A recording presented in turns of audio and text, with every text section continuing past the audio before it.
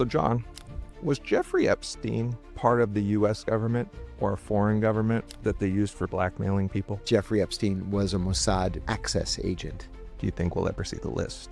That's really the question. The Israelis, they are not permitted in CIA headquarters because every time they would come, they would give us gifts. And the gifts always had listening devices embedded in them with batteries. The CIA is made up of thousands of people who will break every law, lie to the congressional overseers, overthrow governments, murder innocents, knowing that they could get away with it. What traits are they looking for? They are looking for people who have sociopathic tendencies, not sociopaths. So there are enhanced interrogation techniques, but then you get into things like strip the guy naked, chain him to an eye bolt in the ceiling, chill the cell to 50 degrees Fahrenheit, and then throw a bucket of ice water on him every hour. We murder prisoners with that technique. Talking to you, the truth is really important to you. Oh my God. There's nothing as important as the truth. Nothing. Even when it's a hideous truth.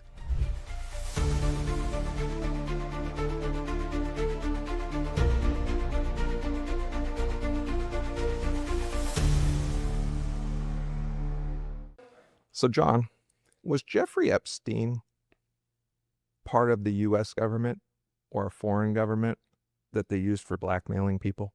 I'll start off by saying I have no proof of my position, but I feel very, very confident that Jeffrey Epstein was a Mossad, what we would call an access agent. An access agent is somebody who gives a foreign intelligence service or any intelligence service access to targets that they otherwise wouldn't have access to. For example, if you are a foreign intelligence service and you want to know what Bill Clinton says about an issue, or Prince Andrew, or Bill Gates, or anybody else that went to Epstein Island, you're not going to be able to recruit Bill Clinton. He's not recruitable. Or Bill Gates. So you do the next best thing. You recruit someone who has regular, easy access to them. And then if there's a little blackmail thrown in at the same time, it makes the quality of your information that much better. Otherwise, why would Jeffrey Epstein have audio and video in literally every single room of his house, including the bathrooms? Why? For what? Who does that? Nobody. And another thing is, where did his money come from? I mean, there were these allegations in Vanity Fair that he was in some sort of gay relationship with Les Wexner, the Ohio billionaire. And Les Wexner gave millions and millions of dollars to be his tax advisor. Les Wexner says that that's not true. Les Wexner's wife says that that's not true. So that money had to come from somewhere. I believe that he was working for the Israelis. Do you think he's still alive? No, I don't. I think he's dead. Do you think we'll ever see the list? That's really the question. You know, the black books are out there. One of them was offered for sale at Alexander Auctions. It's a Maryland auction house, and it did not meet its reserve price of $100,000 about 6 weeks ago. So the books are out there. The names in the books are out there, but not all those names necessarily, were doing anything illegal or inappropriate. The lists, in a perfect world, sure. Yes, the Justice Department would make them available, or an enterprising investigative journalist would file a Freedom of Information Act request and he would make them or she would make them available, but we haven't gotten there yet. I really do believe, maybe naively, that eventually we will see those lists. But I don't think Not in the near anytime. future. Not anytime soon. John, throughout your career at the CIA, did you ever come close to getting assassinated or getting caught? Oh, twice. Close. The first time was in Athens in 2000. I was stationed in Athens as the counterterrorism center representative, and I was there specifically to work against a group called Revolutionary Organization 17 November. We called it 17 November, 17 Noemvri, 17N. There were others, Popular Revolutionary Struggle, and then all the Arabs had a presence there. The Popular Front for the Liberation of Palestine, the PFLP General Command, the Democratic Front for the Liberation of Palestine, Abu Nidal, the Libyans, everybody was there. Bombs going off all the time. But specifically, we were there for 17 November because they had murdered the CIA station chief, 2 DOD defense attaches. They had shot and killed a U.S. Air Force tech sergeant. Poor guy was just doing his laundry in the basement of his apartment building. They blew his brains out. They killed the Turkish ambassador, the Turkish deputy ambassador. They killed the minister of communications, the minister of finance, the governor of the central bank, the prime minister's son-in-law. Very, very deadly group. So I was very, very careful about my own security. I took surveillance and surveillance detection so seriously that the CIA made me a surveillance instructor after I got back from Pakistan a couple of years later. But anyway, this was a group that was so deadly. They had murdered 28 people. They had wounded hundreds.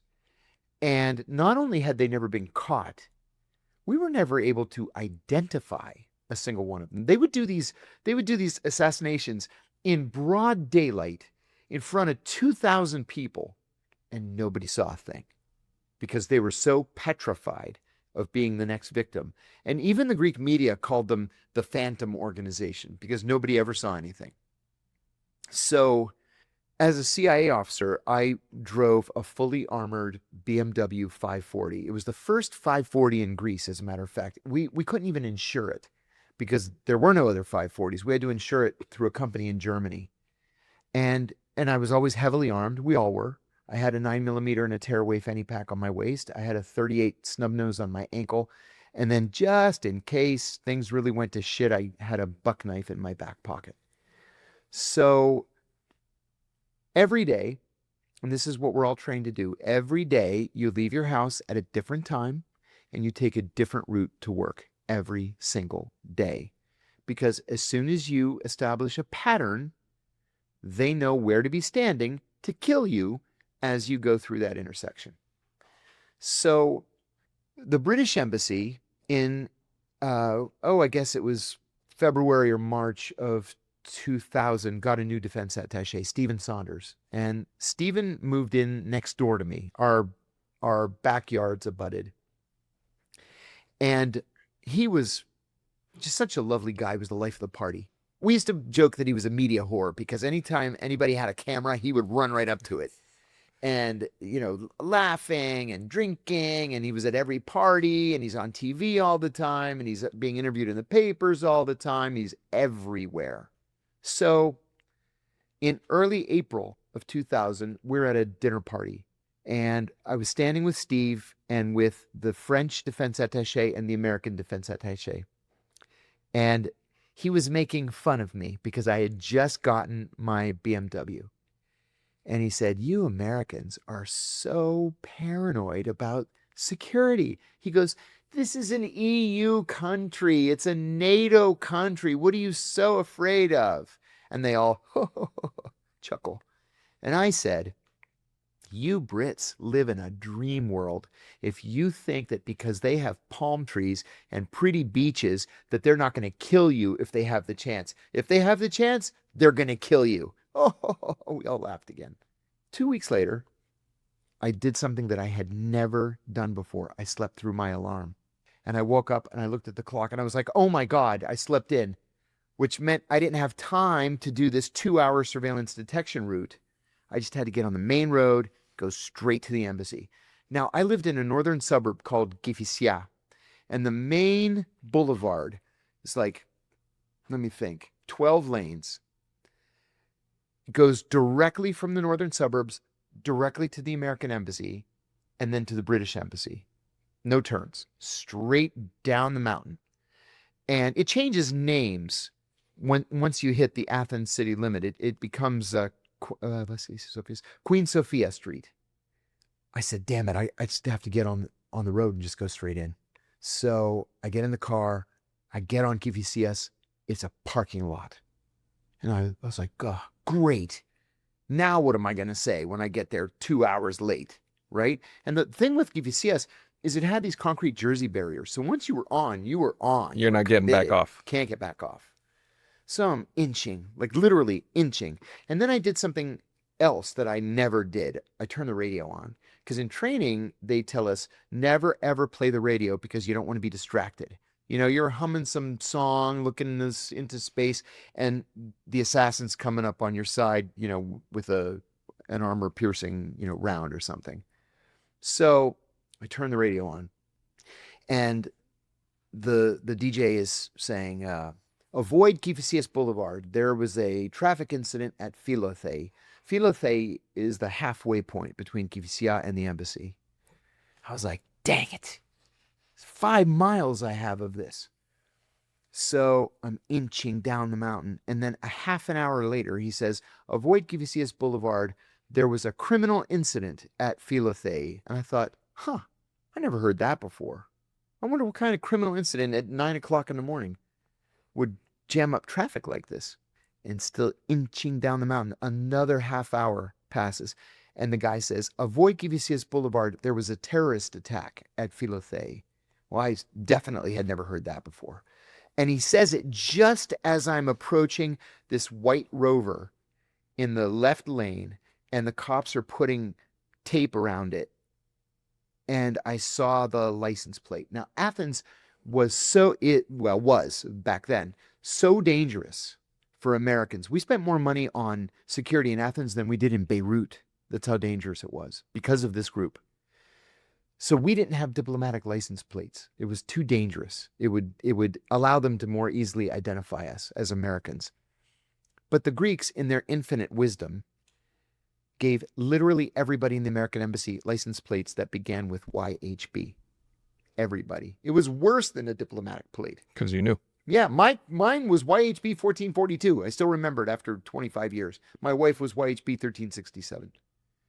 So I look at this license plate on this Rover, and it's YBH and 4 numbers. And I thought, oh no, they killed some poor Greek thinking that it was one of us. And then I remember, no, the British embassy is YBH. And Steve Saunders drives a white Rover. So I called the station. And my boss says, where are you? I said, I'm stuck on Kivisias Boulevard, but I think Stephen Saunders was just assassinated. He said, why? What do you see? And I told him, you know, it's the white Rover. I said, it's just soaked, the interior soaked in blood. And the driver's side windows shot out. And he said, okay, get here as quickly as you can. So just as I get past the car, of course, traffic opens up. I run into the station. Everybody's waiting for me. So I told them what happened. My boss picks up the phone. He calls the British embassy. And the MI6 secretary answers, and he says, we think Stephen Saunders was just assassinated. And it's like it didn't register, or she misheard, and she says, I'm sorry, Stephen's not in yet today. And he said, no, you're not listening to me. We think Stephen was just assassinated. And she says, oh my God, we'll call you right back. And then she called us back 20 minutes later, and she said he had just died at the Red Cross Hospital, which ironically is next door to the British Embassy. So several months passed. Now, what 17 November used to do is they would drop a manifesto. This was an incredibly violent Marxist-Leninist group. They would drop a manifesto at the site of the hit, or they would put a manifesto in a garbage can somewhere in the neighborhood and then call a leftist newspaper to tell them where the garbage can was that they could go retrieve it. But they didn't leave a manifesto with him. They had done that once or twice before, but it was unusual. That was in April. On August 16th, I go into the office, and my boss runs into my office, and he says, did you see the manifesto? And I said, there was no manifesto. He said, no, they dropped it today. And I said, no, I didn't hear anything about it. I didn't, run my radio in the car normally. And he said, they mentioned you in the manifesto. I said, what? Not possible.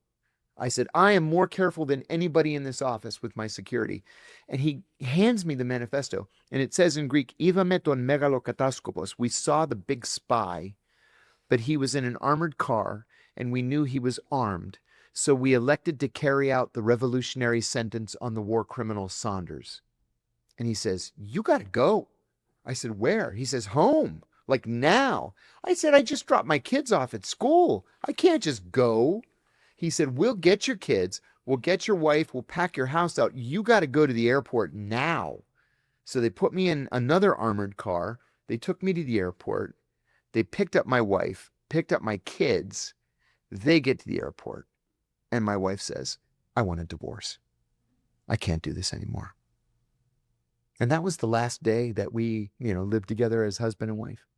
But they didn't get me. They got Stephen. His wife was, man, she was really something special. Normally the family members of people assassinated by 17 November, they'd go on TV and they'd be like crying and, tearing their garments and, why can't the government do anything? And she went into a TV studio as sober as we are now. And she said, this was not just a crime against my husband. This was a crime against all of the Greek people. How long are you going to allow these criminals to terrorize you? They didn't do this for political reasons. They did it because they're criminals. And 2 years later, one of them was in Piraeus with a brown paper bag with a bomb in it, walking to the headquarters of one of Greece's big shipping magnates. He was going to put it under his limousine and assassinate him. And the bomb went off.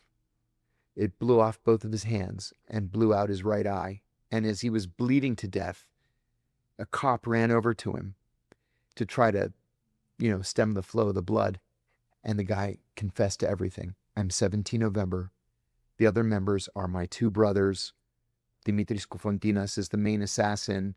Michalis, his name escapes me now, was the founder, confessed to everything. And then he lived. They saved his life at the hospital. And so they were able to get every last one of them. And they found the weapons cache. They found everything. They found the old typewriter where they used to write the manifestos. Everybody. The two main leaders got 1,765 years in prison, which in Greece means 20 years. But because 17 if you behave. But the U.S. government has put such pressure on the Greek government that we have not said this. So John's not saying that this is our position. We have allowed them to believe that if these guys are ever released from prison, they're going to get a bullet in the brain as soon as they walk through the door. And so they're all still in prison. Is it easier for the CIA to actually put a bullet to the brain now? Not in a NATO European Union country. It'll never happen. No. So you mentioned you were heavily armed out there. Yeah. I was always under the impression CIA agents had no weapons. Yeah, if you're working in, Liechtenstein or Germany or Japan, no, you're not ever going to be armed. But I was not just a counterterrorism center officer. I was also assigned in some of the most dangerous, volatile places in the world. Pakistan, I was chief of CIA ops or counterterrorism ops in Pakistan, Afghanistan, all through the Persian Gulf, Athens. So we weren't just armed. We were like heavily armed. In fact, we were never supposed to be unarmed. And I mentioned before we started, kind of as a joke, but it wasn't a joke. I'm an Orthodox Christian, Greek Orthodox. And being in Greece, there's a church every 50 feet, right? So there's no excuse to not go to church. And I'd go into church on Sunday morning with my family. And the first thing I'd say is, please, God, forgive me for bringing weapons into church. Plural. I don't want to shoot anybody in the church. More than one was always on you. Yeah. But also, John, it's kind of weird that you would drive the only BMW in Greece. I know. If you want to be covert. No, but you know what we did? I raised that as soon as it arrived. I'm like, a 540? I've never seen a 540 before. They were like, yeah, it's the first one in Greece. I said, I can't drive this if it says 540 on it. They drove it directly back to the dealership, and with a hairdryer, they heated the numbers and pulled them off. So it didn't have any numbers on it. It just looked like any other BMW. Oh, okay. Yeah. So it blended right in. That makes more sense. Yeah. Did they at least tint the windows for you? No. So fishbowl, bulletproof. Bulletproof. And I mean, the windows were like this thick. A cousin of mine who lived in Athens, asked me if I'd give him a ride one time. I happened to be in Piraeus, and he was a tugboat captain of all things. So I said, sure, hop in. And he puts the window down. I had forgotten to put the lock on. So he puts the window down, and it goes down halfway, and it's that thick. And he puts his fingers on it like this. And he turns to me and he says, what do you do for a living? And I said, Yorgo, don't ask me any questions. And then he just rolled the window back up and he sat there the rest of the trip home. You said there was 2 times. Yeah, the second one was worse. Yeah. Yeah, I had a friend in the Middle East. He actually introduced me to my wife. And he called me one day. I was at headquarters. I had just come back from Athens. And he said, hey, I've got a little bit of a predicament I hope you can help me with. I said, sure. He said, we've recruited a guy who's a double agent, but he doesn't know that we know that he's a double agent. And he's been instructed to meet only with a station chief. And it's too dangerous for me to meet with him. Can you fly out here every month and pretend to be me and handle this double agent? I said, sure. I wasn't doing anything else. I was like training Middle Eastern intelligence services and how to do counterterrorism operations, but it was boring and pro forma. So, because I had been evacuated from Athens, all the good jobs had already been taken. So they stuck me in one just to sort of, fill the time until something else opened up. So I started flying out to the Middle East every month, and I'd meet this guy. I was 36 years old. So this guy had to be probably 20 years older than I was. And in the first meeting, it was in a hotel. I shook his hand and I gave him a big bear hug, really just to pat him down and see if he was wearing a wire or if he had a gun. And I had a gun on my ankle, but I didn't have one in a fanny pack or in a shoulder holster. So I took my jacket off, which he later told his handlers, he's unarmed. And I was like, perfect, that he thinks I'm coming here unarmed. So I put my jacket on the bed and I introduced myself. I said, you want to see the chief? I'm the chief. And I'm going to tell you, I'm taking this very seriously. You are the only person that I'm handling. So I'm only doing it because you insisted on it. We're going to do some fun things together. But first thing today, we're going to talk about security. So if I get caught meeting with you, nobody cares. I'm going to get expelled. I'm going to go home. I'll get an award. It's not going to make any difference. If you get caught, you're going to go to prison for the rest of your life. So I said, you're going to do, every time we meet, something called a surveillance detection route. And I'm going to show you how to come up with one. So you start at your house, and then you go to a shop, and you buy, a light bulb. And then you take some cut-throughs through a neighborhood, and you go to another shop, and then you buy a newspaper, whatever. And then you do some crazy kind of stuff, and you go to a third shop and buy something. And then if you're not being followed, just to make sure, then you do stuff like you go the wrong way down the one-way street, or you keep making U-turns in the street or whatever, just to make sure you're clean, right? And then you also do that after our meetings. Now, on the way to the meeting, your surveillance detection route should be at least 2 hours. Make sure that you're not being followed. And then when we're done, it should be at least an hour. Got it? And he said, got it. I'll do it. So the next time we met, I said, did you do the surveillance detection route? He said, I did. Bullshit. We had 3 teams of guys on him. He got in his car at his house, drove straight to the hotel, never saw the 6 guys in 3 cars that we had on him. So I said, okay, where did you stop? He said, well, I stopped at the coffee shop and I had a coffee, and then I went over here, and then he was all made up. He wasn't stopping anywhere. I said, okay, that's great. So what I want you to do is I want you to rent a post office box. So I'm giving you my telephone number. If you need anything, I want you to call and say, I'm making this part up, the rain in Spain falls mainly in the plain. And I'm going to say, mares eat oats and does eat oats and little lambs eat ivy. And that means meet me at the Marriott coffee shop at 10 o'clock tomorrow night.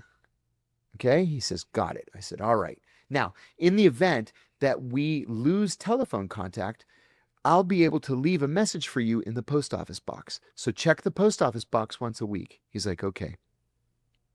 This guy was working for a foreign country that I can say is arguably one of our greatest and most dangerous enemies in the world. Okay? So what he's doing after the meetings is he's driving directly to that country's embassy, and he's meeting with their station chief.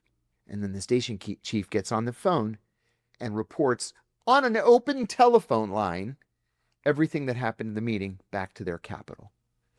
So we've got him dead to rights. We're doing this for months. And I had something that at the time was called a tri-band cell phone. They don't make them anymore, but because they don't need to.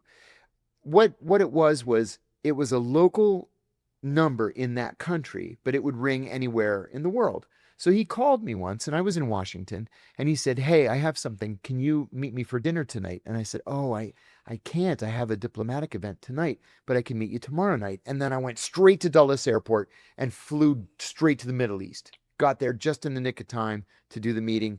And then literally I was in that country for 3 hours. And then I caught the 12 o'clock midnight flight back to London to connect to Washington. So I'm in the office one day in headquarters, and I get this panicked call from a sister agency in Maryland. And they said, listen, are you handling this double agent? And I said, yeah. And the analyst said, he was just instructed to kill you in the next meeting. I said, get the fuck out of here. I said, this guy's afraid of his own shadow. He's 20 years older than I am. He's gray and fat and slow. He's not going to kill me in the next meeting. Well, they released the report saying he's been instructed to murder an FBI or a CIA officer rather. So the FBI calls and they said, he's committed crimes against the United States. We can snatch him. And I said, no. I said, listen, this is going to be decided at a pay grade above mine. So I'll get back to you guys. Well, all the big shots huddle in this meeting. They're like, we got to end the operation now. And I said, please hear me out. The guy really is afraid of his shadow. He's not gonna shoot me. How about this for an idea? I said, we do the next meeting in the Marriott. Every Marriott in the world is exactly the same. You walk into the room, there's the bathroom right there, right? So we get adjoining rooms. I'll prop the door open and he'll knock. I'll tell him, come in. I grab him. You guys bust in from the other room and we got him. And they're like, okay, but you're going to be armed too. I said, of course I'm going to be armed. So I fly back out there and I'm getting reports. We had a gigantic security and surveillance team. It was like 14 guys because they're watching him. They're posted in the lobby. They're watching the bad guys, and the bad guys get in their car and they drive to the Marriott. So this is a major production. So I get a call. He's walking into the lobby, and I said, okay, I'm ready for him. So he calls me and he says, I'm here. I said, where? He said, I'm in the lobby. I said, okay, come up to the sixth floor. I'm in room 604. And then my colleagues call and they said, they got a team in here. There are 7 of them.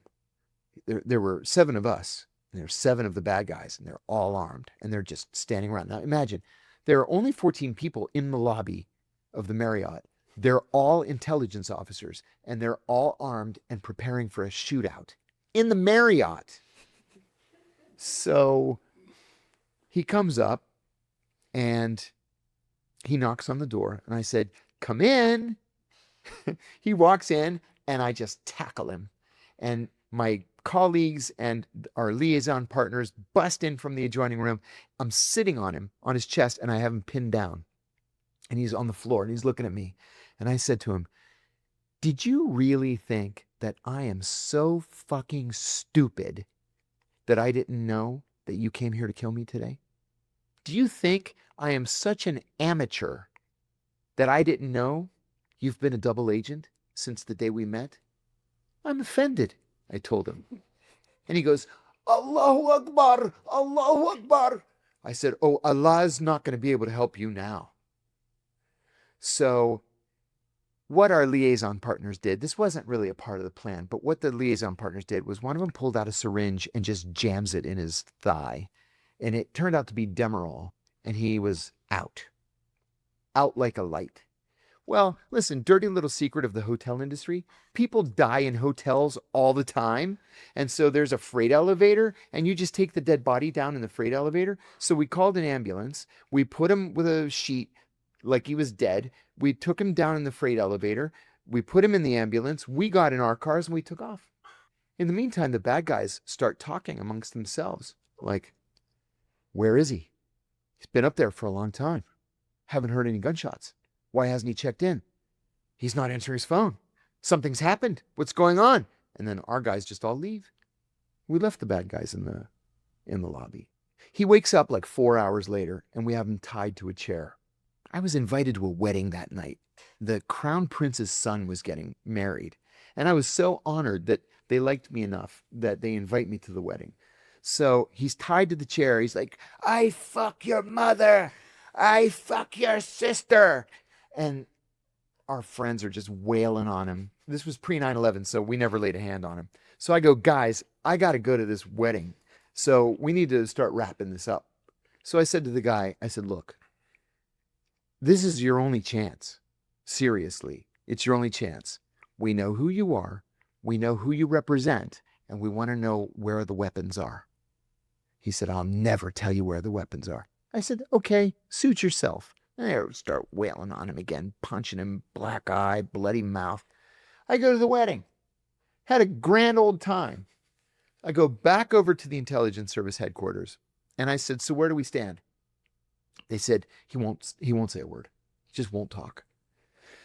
So I said, the weapons could be in his house, obviously. Why don't we I'll call the locks and picks team and we'll just, pick the lock and go in the house. They said, can't do it. He's got a Filipino maid. She never leaves the house. And I said, okay. I said, all right, let's declare an environmental emergency. We'll say there's a gas leak and we have to evacuate. He lived in a cul-de-sac. We'll evacuate the whole cul-de-sac. They said, we don't have piped gas here. We use propane. I'm like, my God, you guys, do I have to think of everything? Bring a propane truck, a tanker truck. It has this big wheel. I do the wheel like this. Propane's gushing out. I'm like, okay, now we have an environmental disaster. Call the fucking fire department. And then they evacuated there were 6 houses in the cul-de-sac. So the locks and picks guy comes and we pick the lock. And he's got this big safe, like a gun safe, but a nice one, a big one. It took a good half hour to get into the gun safe. And it was empty except, and this is like a cartoon, it had a little piece of paper with a hand-drawn map with an X, and it's like, the weapons are here at the X. Seriously. Was it drawn in crayon? Yeah, it might as well have been. So we all get in our cars. We drive to this X. There's a town the X is outside this town down south. It's an oil town. Like nobody would want to live there unless you're working in the oil fields. So we go as far as the road will take us, and then we park, and then we have the map, and we're like following in 150 meters, and then you turn right, and you go to the palm tree and make a left, and then there's a big rock, and you make a right in 50 meters, and there it is. And what it was an abandoned bunker from an earlier armed conflict, and it was their entire weapons cache. You're talking like a giant room. A giant room, like a 2-car garage filled to the roof with weapons and grenades and mines and you name it. It was in there. We took everything. I ran into one of my colleagues on that operation, I'm going to say 2010, 11. I said, whatever happened to the guy? And they said, oh, he's still in prison.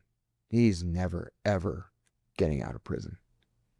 And I said, and they never figured out what happened, did they? And he said, nope.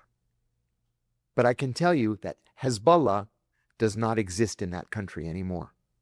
Sounds like Iraq. You probably can't confirm, and you shouldn't. But They didn't have a crown prince.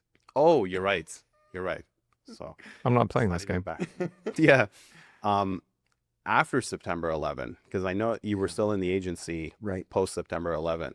What was the environment pre September 11 and then post September 11 with counterterrorism? And then what did you end up doing after? Right. There was a big and noticeable divide between people working on Al Qaeda and everybody else. Everybody else is just going about their normal business, like, there's nothing happening in the world. People working on Al Qaeda were panic stricken. I tell this story a lot. I told it in my first book, but it's important in this context. July the 6th, 2001. I remember it like it was yesterday. I told you I was in this position where I was training Middle Eastern intelligence services in counterterrorism operations. And so we had this delegation of, 4 mid-level guys, majors and lieutenant colonels, and totally normal liaison visit. They come in the morning. We have a day of briefings. We take them upstairs to meet the director. They shake his hand. They get a little photo op. We exchange gifts. I drop them off at the hotel, and I tell them, rest up. I'll be back in 3 hours, and I take them to Ruth's Chris Steakhouse. And then the next day, you do it with a different intelligence service, and a different one again the next day after that. So that day, July the 6th, 2001, I had booked a 30-minute briefing with this junior, like 25-year-old kid on Al Qaeda. So the time came for the briefing, and instead of this young kid, in comes Kofor Black, the director of counterterrorism, and a woman who was not affectionately known as the Red-Headed Devil, who was portrayed in Zero Dark 30. So they come in together, and I was so surprised. I stood up and I said, gentlemen, this is Kofor Black. He's the director of the Counterterrorism Center here at the CIA, and this is the chief of operations for the Osama bin Laden unit. I was shocked, like speechless. And they sat down, and Kofor looks at these guys and just goes right into it. He says, something terrible is going to happen. We don't know where or when, but we know it'll be an attack on an unprecedented scale. He said, we're picking up chatter from the Al Qaeda training camps where the instructors are on the phone with their students and they're crying and saying, I'll see you in paradise. We're hearing code words for a massive attack. The honey salesman is coming with vast quantities of honey, where there's going to be an enormous wedding or a great football match is coming. They're all codes for an attack. But we don't know where or when it's going to be. He said, I'm begging you, if you have any sources inside Al Qaeda, please help us. And they just sat there looking at him. And I was like, seriously? So he got up, shook their hands. We finished the day. I sent them back to the hotel. And then I went to Kofor's office to thank him. I said, Kofor, wanted to thank you for spending the time with these guys, but I got to ask you, I don't work on Al Qaeda. Were you saying that for their benefit, or were you serious? And he said, oh, I'm deadly serious. Something terrible is going to happen. And then September 11th, it's kind of a quaint story now, but on the morning of September 11th, Kofor and I had a meeting scheduled with Condi Rice. She was the national security advisor at the time. And it was over the stupidest reason. The government printing office, this obscure little government agency that prints all the official reports, was going to print a report that literally nobody would ever read called Foreign Policy of the United States, Greece, Turkey, Cyprus, 1949 to 1967. Nobody's ever going to read that. But there is a law in the United States that says that if an official of the United States outs the identity of a recruited asset, we have to offer that asset protection, which means American citizenship, a house, money to get started. Well, there were still 3 guys, like in their 90s, that would have been outed with publication of these declassified documents. It just never occurred to anybody that someone would still be alive whom the American embassy was meeting in the 40s, right? So we had this meeting with Condi to ask her just to pull those cables out of the book, right? We're not asking her to make up different names. We just pull the cables out. Nobody's going to know. Nobody's going to know the difference. So the driver called me and said he was ready to pick us up and he's outside the west entrance. So I walked over to Kofer's office to say the driver's here. And his secretary had a little TV on her desk. Back in those days, you couldn't watch TV on your computer, right? So she had this little tiny TV. And one of the towers of the World Trade Center was on fire. I said, "What happened to the World Trade Center?" And she said, "A plane flew into it." And I always say, because I'm a genius, I said, "You know what? That happened once before. In 1931, a plane flew into the Empire State Building, but it was really foggy and pouring down rain." I said, "It's so crystal clear today. How can you not see that you're flying into the World Trade Center?" And as soon as the words came out of my mouth, the second plane hit. And she turned to me and she said, "Did you see that, or did I imagine it?" And I ran back to my office and I said, "Guys, 2 planes just flew into both towers of the World Trade Center. I think we're under attack. I think this is what Kofer was talking about." So we all run into what was then called the bullpen. The main office back then of the Counterterrorism Center was this enormous room where there were private offices all around the perimeter of the room. And then everybody else sat in cubicles. Well, there were so many cubicles that we had to name the pathways. So it was like Bin Laden Boulevard, Hezbollah Highway, right? And we named one after George Tenet and one after a previous head of counterterrorism. So you could say, if you're meeting somebody, "I'm at the intersection of Winston Wiley Way and Hezbollah Highway," and they would know where to find you. So we all run up there. There were these TVs that were mounted from the ceiling, and each TV was on different networks. It was like CNN, Fox, MSNBC, BBC, Canal Plus, the Russians, everybody had a TV. Dead silence in the office. We're watching the World Trade Center burn. And then somebody behind me shouts, "Will someone please lead?" And it was like slapping Kofer in the face. He's like, "Right, you go to the director's office and tell him X. You go to security and tell him something else. You go to operations and, whatever." And we all continued to just stand there and watch it. And then the Pentagon gets hit. And then somebody says, "We should probably assume that the next plane is meant for us." We didn't know. The White House, the Capitol, us. Those are the 3 logical targets. Nobody budged. So one of the cops came. The CIA has its own police force called the SPOs, the Special Protective Office, Special Protective Officers. And so he came in. He says, "Everybody evacuate." Nobody moved.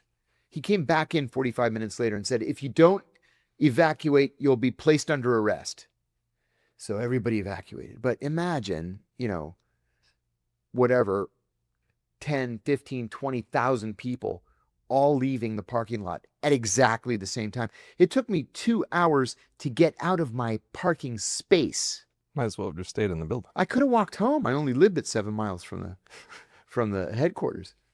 So finally, I got into the George Washington Parkway. I got about halfway to my apartment, and it was gridlock. So I just abandoned my car on the side of the highway. I walked the last 3.5 miles.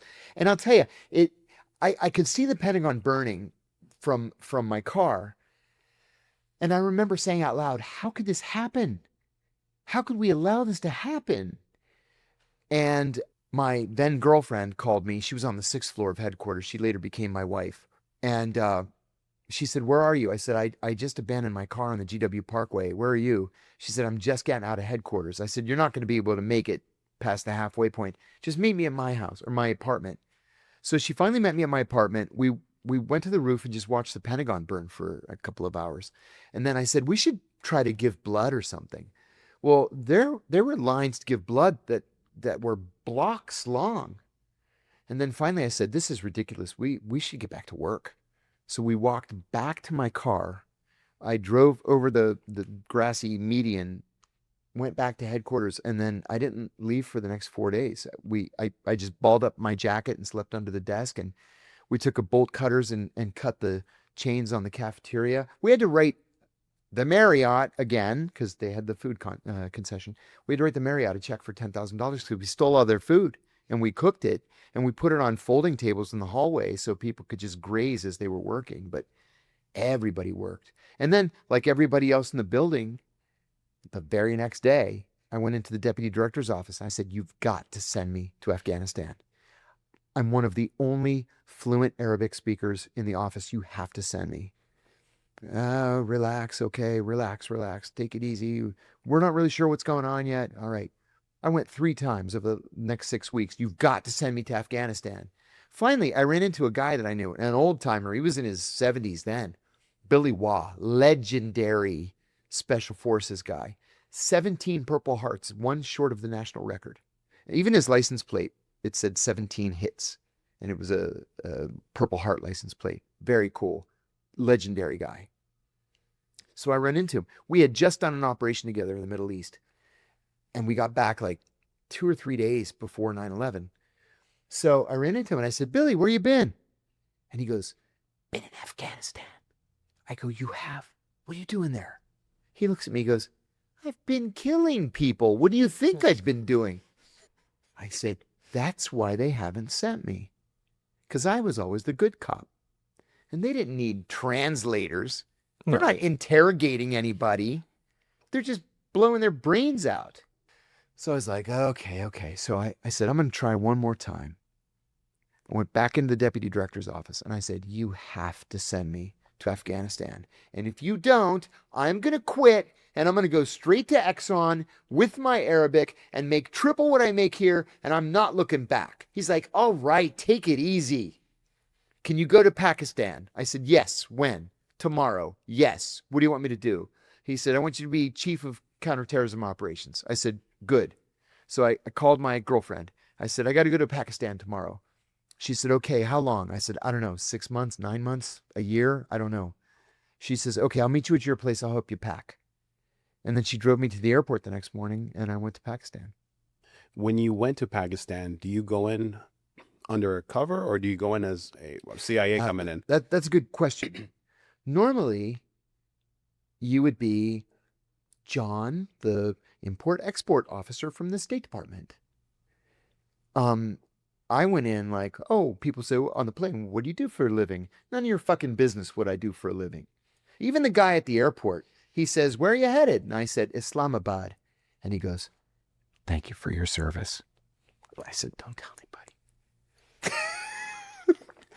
So yeah, I mean, listen, if you, I actually reported this to the Office of Central Cover because it was a problem with cover. State Department people are not allowed to fly business class. Well, after 9/11, the CIA had a literally unlimited budget, so we were all flying business class. So the State Department people are back in the cattle class. The CIA guys are in the business class. So how do you explain that?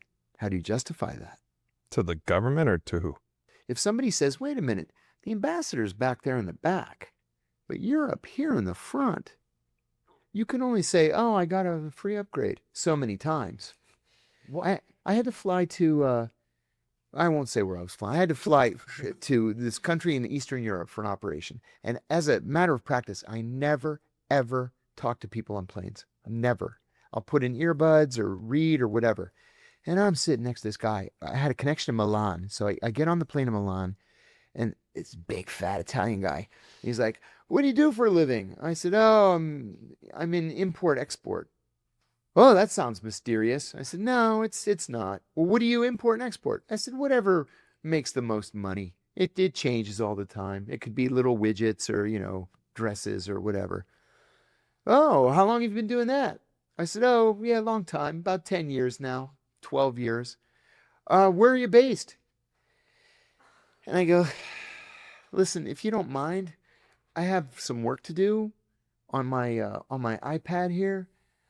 Well, that sounds mysterious. And I go, all right, look, I smuggle women and cigarettes from Eastern Europe. Are you happy now? He goes, well, I don't think I approve. I said, I didn't ask for your approval. How about shut the fuck up? And he sat there like this the rest of the flight. Never even looked at me the rest of the flight. But sometimes that's what you have to do because people just won't stop. And I didn't know, is he an Italian intelligence officer? Is he a KGB officer who maybe recognized me from some earlier thing and got the seat next to me? I don't know. Whoever he is, I don't want to talk to this guy. So flew to Pakistan and did my thing. What color password do you use? Black. You use the black On my one. way to go. Yeah, bypass. I saved all of them as souvenirs. Yeah. What the fuck is a black passport? Diplomatic. That's the one that gets you. I want one of those. They're pretty sweet. And you literally just Straight through. And there's no questions asked, right? No. You just I they do have- know, leave them alone. No. Let 'em wait. go. I do have a question. Did you fly armed? No, Okay. never. Okay. Never, ever. So you had to pick up wherever you were going. Yes. And sometimes you'll have to fly from country A to country B and you send a cable in advance and you say, I'm arriving at, 2:10. I need a fully loaded 9mm handgun. I need a Cypriot passport and I need, whatever else. And it's ready for you. Is it like the movies? You go to a random locker? Sometimes. Huh? Yeah. If it's not too crazy sensitive, you can go into the embassy and do it. Did you, Otherwise, you meet in the back of a Pizza Hut or something. did you ever wear any costumes or masks? In fact, I'm proud to say I got an award once because I'll back up. The day of my hire, my very first day at the CIA, I'm in the big auditorium called the Bubble. And you're so excited. You can't believe that you're actually in the CIA. It's something that you never forget. So there's a woman on my right and there's a guy on my left. And we're all the same age. We're all brand new. It's our first day. So I said to the woman on my right, what are you going to do here? And she said, well, the only degree I have is not really a degree. I went to the Falls Church, Virginia Academy of Beauty. And I said, seriously? She said, yeah. I said, what are you going to do? She said, they're going to train me as a master disguise maker. And I said, that's cool. I would have never thought of that. The guy, Sean, next to me, we were friends the whole time we were at the CIA. Shake his hand. What do you do, Sean? He said, craziest thing, they recruited me. I said, yeah, that's how it was with me too. I said, why'd they recruit you? He said, I did a 2-panel cartoon in every issue of my college newspaper. And I said, so what do they want you to do here? He said, they're going to train me to be a master forger. Wow. And he was. He became like legendary. So 12 years later, this woman flies out to Pakistan. And I'm like, hey, what are you doing here? And she says, I'm here for you. She said they decided that because of the position you're in, they wanted to experiment with a bald-headed mask with a comb over. She was there for 6 weeks to get the color of the bald head exactly the same as my skin tone. That's a long 6 time. weeks. And then she put those hairs in 1 hair at a time. She was there like into the night, every night. And every day I'd go look at the we call it a mask. It's not really a mask. And the only seam it had was right here. I didn't wear glasses yet at the time. And so we got glasses with just clear glass. So it covered up the seam, but it looked like a guy with a bad comb over. In fact, the station chief, when he saw it, he's like, oh my God. He said, it's fantastic. And I go, right? I don't even recognize myself. He goes, let's go to the ambassador's office. So we go into the ambassador's office and the chief says, Ambassador, I just wanted to introduce you to one of our experts. He came out here. She goes, in these conditions? Like we're at war. You have a guy flying out. So I go like this and I pulled it off and I looked at her and she's like, oh my God. I said, it's great, right? She's like, honest to God, I would never have known it was you. Did you get to keep it? No. What about your voice? Do they have Nah, change see, your voice? no. That you have to just kind of wing. What about earplugs? Do they have like special earplugs where it works like you see in the movies? Like a two-way radio. Not by the time I left. I would say probably at this point, but not when I left. Fast forward a few years forward, when you were with John Kerry's office, you went to Afghanistan to the poppy fields, Right. and what was Right. You know, after I blew the whistle on the torture program, as you might expect, it was a little bit tough to find a well-paying job. And then one day in early 2009, January of 2009, John Kerry called me and he said, I'm going to become the new chairman of the Senate Foreign Relations Committee. I'm going to reconstitute the investigations office, which had been done away with in 1972. And he said, I want you to come on as the senior investigator. So I went up to his office. We sat and talked for an hour. And I said, I'll take it. So he told me, disingenuously, that I had carte blanche to do anything I wanted, to investigate anything I wanted. It was exactly the opposite that was true. But what did I know? This is an important guy. He was the Democratic nominee for president. He's the chairman of the Foreign Relations Committee, one of the most recognized faces in the world. And he's telling me I can do anything I want. So I said, okay, I'm going to go to Afghanistan and I'm going to investigate the production of heroin poppy. So I planned it all out. I flew to Baghdad. I flew to Kabul, took a helicopter then to Bagram Air Base. This was the only time in my career that I ever pulled rank on someone. It's just not my nature to be, that guy.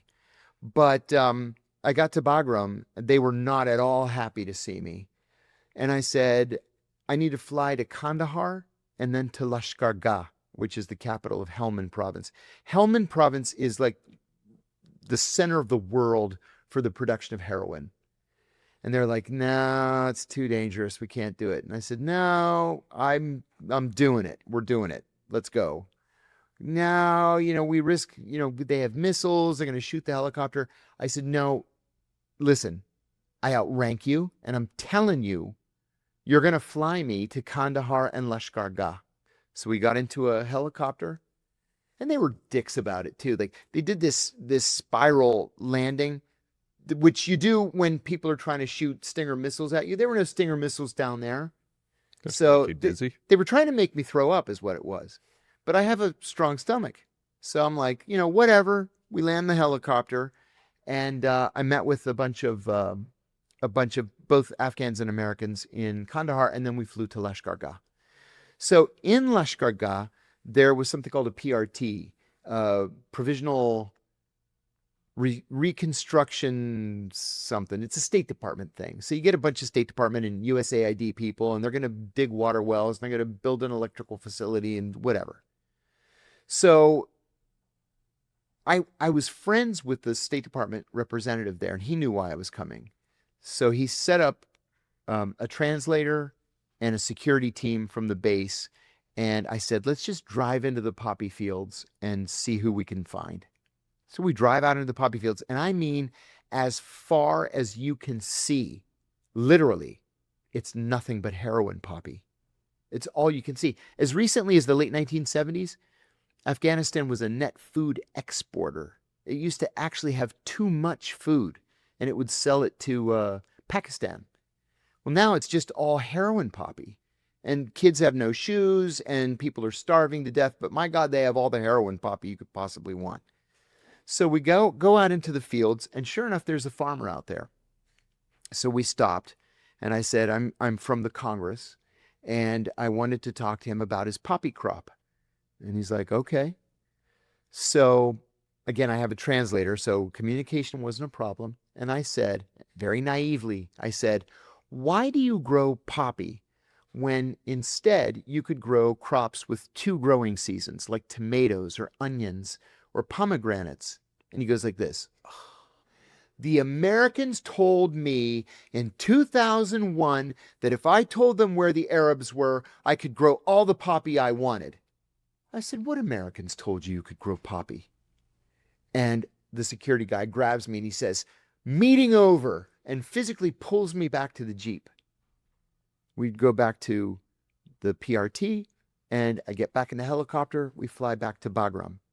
So from Bagram, I went to Kabul, Kabul back to Washington. So I get there. I get to Washington, and I said to Kerry, "You're not going to believe what I found." And I told him the whole story. He's like, "Wow, that's pretty powerful. You're going to get some pushback." I said, "Oh, I know. I know who's going to push back."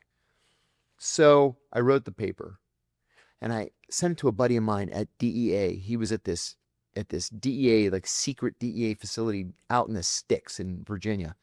And he reads it and he calls me and he says, "Buddy, you know you're never going to get this published, right?" And I said, "Why?" And he said, "Afghanistan produces 93% of the world's heroin.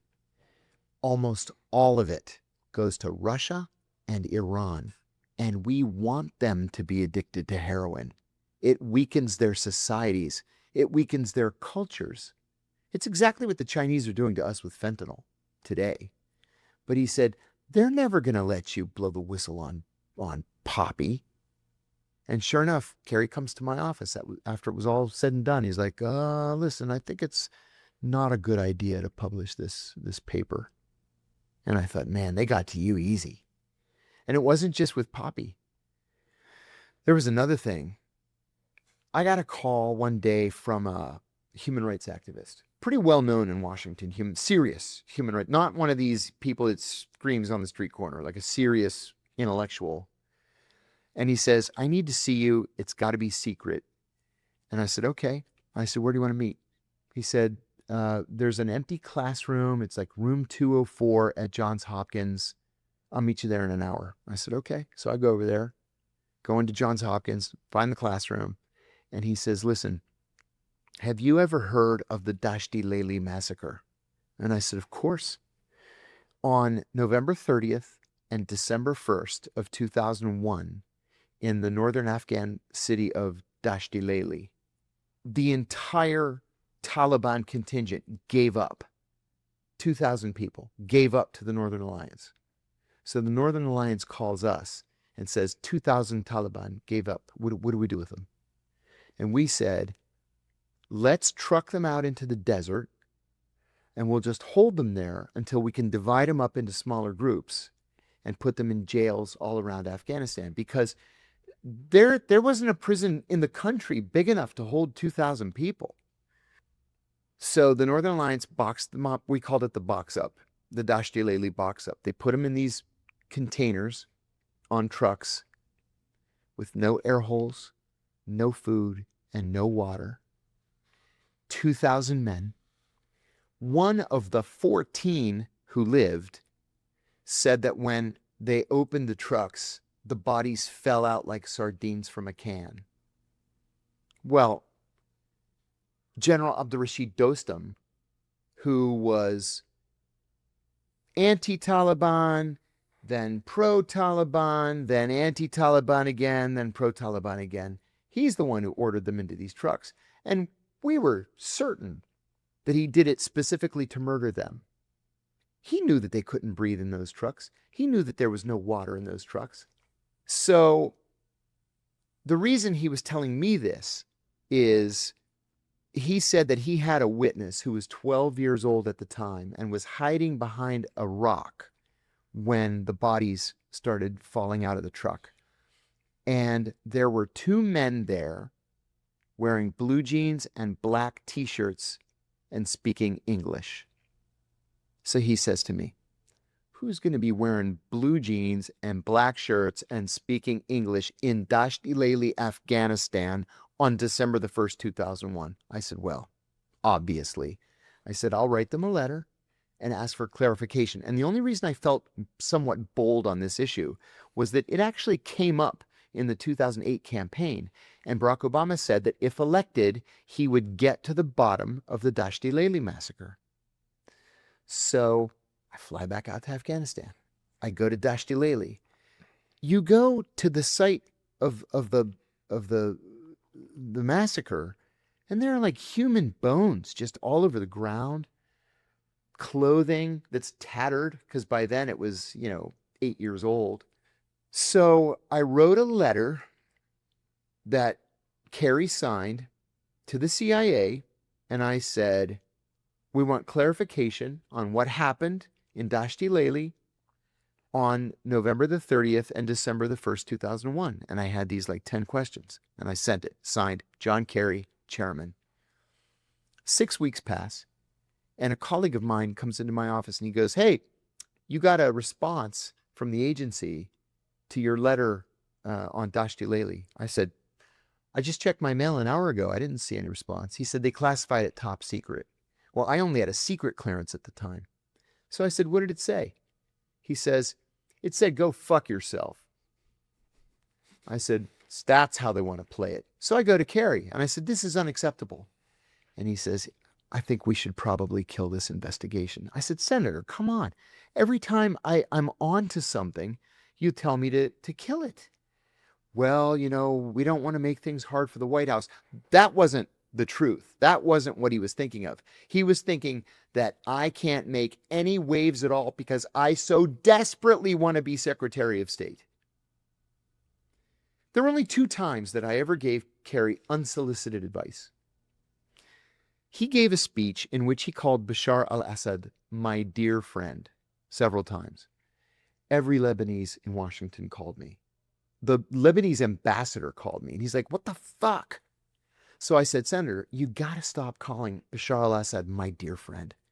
He goes, well, we are friends. We rode motorcycles together down to the Golan Heights. I said, I understand that. But be that as it may, he's a genocidal maniac. And every Lebanese in Washington is calling me and they're furious with you. He's like, all right, I'll back off. The other time was he asked me to write him a speech. And one thing I learned about Kerry is he thinks that he is smarter than everybody else in the room. And so he never sticks to the speech. He always goes off topic and it's never smart and it's never appropriate. So I write this speech. He's delivering it at the Smithsonian, the Brookings Institute. And then he goes off speech. And I was like, fuck. And he says, you know, I was supposed to be the Secretary of State, not Hillary Clinton. And I'm in the audience and I'm going like this. But Obama, you know, he's playing politics and he had to throw a bone to Hillary. And I'm going like this. And after it was all done, I was like, Senator, it really doesn't look good. It sounds like sour grapes. Like you thought you were really great. And then the president thought you weren't really as great as you thought you were and gave it to somebody else. Well, that's not how it was. I said, I know that's not how it was, but that's how it sounds. You got to stop telling people in public that you were supposed to be the Secretary of State. And so he backed off. But anyway, he told me to kill the investigation, which I did. And then finally, in 2010, the Democrats lost, I think it was 4 Senate seats. And we had our budget slashed. And my boss said, my immediate boss, the staff director, he said, you know, the budget is going to be tough for us. I said, I know. I said, don't throw me out into the street. Let me line something up first, and then I'll just resign. So that's what I ended up doing. But it was clear to me that Kerry was absolutely not going to do anything at all to embarrass Barack Obama. Nothing. And then as a postscript, after I got arrested, I wrote him an email to his personal email account. And I said, you got to help me out here.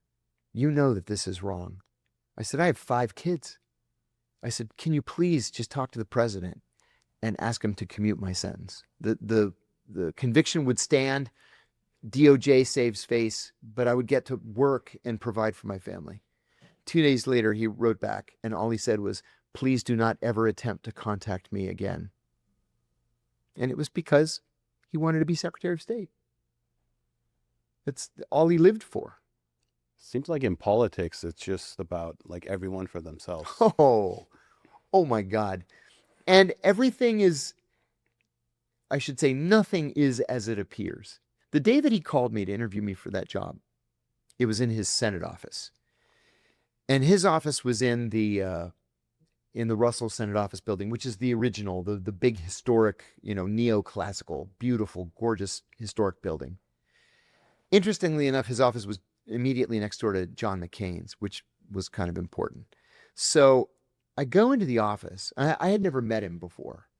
I go into the office, and the first thing you notice, these are 20-foot ceilings, gigantic. Literally from the floor to the ceiling are framed pictures of Kerry with every leader in the world, from Gorbachev to the Dalai Lama to Netanyahu to the Queen Elizabeth, everybody. It's very impressive. It's like an altar to yourself, which is not cool, but it was very impressive to me. But more importantly, in my view, as soon as you walk in, there's a little credenza right here that most people would just walk right past, not paying any attention to it. But there were three things on the credenza that really stuck with me. The first was a framed picture of Kerry with John Lennon. Very cool. And they're like, giving each other noogies. Very cool. Who wouldn't want a picture like that, right? On the other side was a picture of Kerry with Peter, Paul, and Mary, the folk group. And he was close to all of them. Mary Travers died while I was on staff, and Kerry gave the eulogy at her funeral. Very touching. But in the middle was a shadow box. And in the shadow box, it had his silver star, his 3 bronze stars, and his Purple Heart. But there's a famous story about Kerry. It's the story that made him famous when he came back from Vietnam to protest the Vietnam War. He threw those medals over the White House fence. And then he testified before the Senate Foreign Relations Committee later that afternoon and famously said, "Who wants to be the last man to die for a lie?" But there are the medals right there. So after the meeting was over, the staff director said, "So how did it go?" The staff director was an awesome guy. I liked him a lot. He was a member of the Kennedy family, which struck me as kind of funny. But I said, "It went great." He offered me the job, and I told him I'd take it. But I said, "Tell me, that the shadow box with the medals." I said, "What's up with that? Like, everybody in America knows he threw his medals over the White House fence." He goes, "Oh, come on." He goes, "Those medals were the most important things in his life." He went to the PX that morning and bought copies of the medals and threw those over the White House fence. I said, as soon as he did it, he announced his candidacy for lieutenant governor of, Massachusetts, and then became a star, was in Congress 2 years later, in the Senate right after that. He's like, that was all a big lie. So what you see on TV with the politicians, they're all dogs, every last one, except John Kerry. And I'm telling you this as a progressive who is to the left of the Democratic Party. John McCain was one of the most wonderful, kind, selfless patriots I've ever encountered in my life. You don't have to disagree. You don't have to agree with him, I should say, on the issues, to respect him for the person he was. The reason why I said it was important that his office was next door to Kerry's is every time Kerry and I would come out of the office and McCain would come out, he would go out of his way to come up and shake my hand and say, "How are you doing, John?" And I'd say, "I'm doing great, Senator. How are you doing?" And then finally Kerry says, "Why don't you and McCain get a room or something?" And I said, "No, it's because he was tortured. And I put my whole career on the line to call out torture." I said, he's really a good guy. And then the week that I got out of prison, I got a call from his chief of staff. And he said, "Senator McCain says, welcome home. And he wants to know what he can do to be helpful." And I said, "He can get me my pension back." I said, "Obama took my pension." So what we ended up doing is my attorney worked with McCain's staff to write an amendment to the National Defense Authorization Act. And all the amendment said was, all Americans who have been convicted of violating the Intelligence Identities Protection Act of 1981 between October 1st and October 31st of 2012 shall hereby have their pensions reinstated. Well, of course, I'm the only person in the world that describes. But before we could get it in, he got brain cancer, and then he died. And so we could never get it into the NDAA. But he was a good man. He was the only guy on Capitol Hill who really went to the mat for me. My congressman from Virginia, Jim Moran, he was a great guy too, and he put his reputation on the line for me. And then there were a couple other, like Lloyd Doggett, a Democrat from Texas, who got up on the floor of the House and said, "Release John Kiriakou." But McCain really put his money where his mouth was. So I've got some questions that I've asked our audience to prepare for you. Are you ready for some I'm ready. questions from the audience? All right. So the first one is, what's one truth about the CIA that you wish every American understood, but most will not? I have a reputation as being something of a CIA dissident. I don't see myself as a dissident. So I'm going to say one truth is the CIA is made up of tens of thousands of brilliant, patriotic people who want to do nothing more than to protect the country. Okay, that's truth number one. Truth number two is it is also made up of thousands of people who will break every law, lie to the congressional overseers, overthrow governments, murder innocents, knowing that they could get away with it. And so on the one hand, you've got people who really, really want to do the right thing. And on the other hand, you have a band of bloodthirsty murderers who need to be brought under control. What's the most dangerous lie the U.S. government is still telling the public? In my very first week on the job, it was a week of briefings, right? Got to meet the director, the deputy directors, the head of personnel, the head of security, the head of this, the head of that. The head of security came to talk about counterintelligence. And he said, for example, there's a steakhouse right down the road from the agency. He's like, don't ever eat there. The KGB thinks we all eat there. So 7 days a week, the place is just jammed to the gills with KGB agents. So we don't eat there. Go another couple of miles. There are plenty of restaurants farther down the road. Well, it's not just the KGB that we have to worry about, or the Chinese, or the Cubans, or whatever. He said, the Israeli embassy has 2 declared intelligence officers. Declared meaning they're officially known to the CIA, one from Mossad, one from Shin Bet. The FBI, again, this is 35 years ago, the FBI has been able to identify, he said, 187 undeclared Mossad agents spread all around the United States to steal secrets from our defense contractors. Now, we give the Israelis 99% of the technology that we have. They're trying to steal that last 1%. I'll give you an example. The F-35, right? We went to the Israelis. We said, look, we're developing this new fighter called the F-35. It's going to be the best fighter. They said, we want it. We want the first ones. We said, great, we'll give them to you. We're going to call yours the F-35I, I for Israel. And what we're going to do is we're going to very slightly degrade the avionics. So, God forbid, if one of them gets shot down, the Iranians or the Russians or the Chinese can't, get the avionics. They said, no, we want the F-35. We said, no, we're not going to give it to you. In the meantime, at around the same time, the United Arab Emirates came to us and said, hey, we heard about this F-35. We want the F-35. We said, great, we'll give it to you. We're going to call it the F-35E for Emirates. We're going to slightly degrade the avionics, so God forbid if it gets shot down, the Iranians don't get it. They said, fine, we'll take it. Well, the Israelis are in Northrop Grumman and Lockheed Martin and Boeing and every other defense contractor in America trying to steal every one of our defense secrets to upgrade the avionics to have at least what we have and more. The Israelis are not our friends, period. A story that I tell frequently in podcasts is my very first liaison briefing. I was a brand new analyst. I had been around for just a few months. And my boss said, hey, you're going to brief the Israelis with a whole team of Iraq analysts. I was the most junior, so I went last.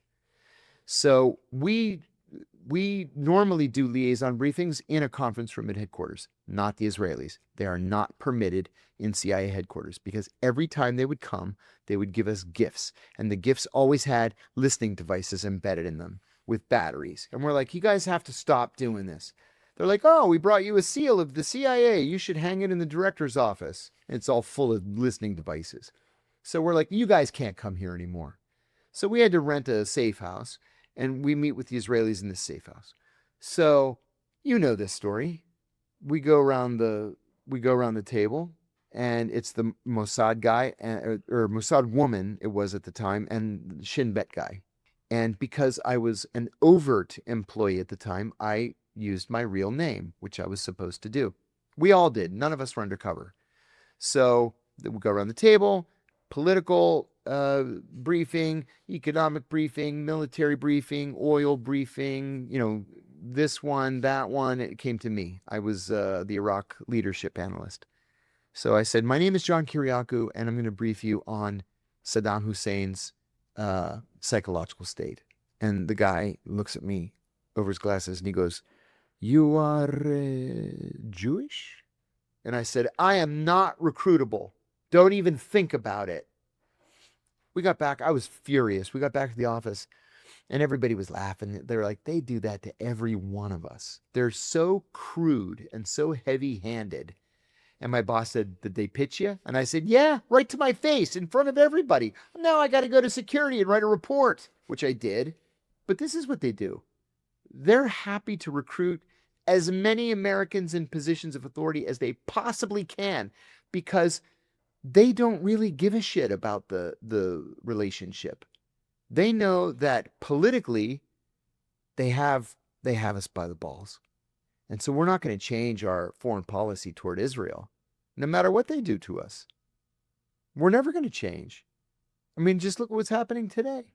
If you are not 1,000% pro-Israel, and not even really pro-Israel, that's really kind of a misnomer, pro-Netanyahu, then you will be primaried.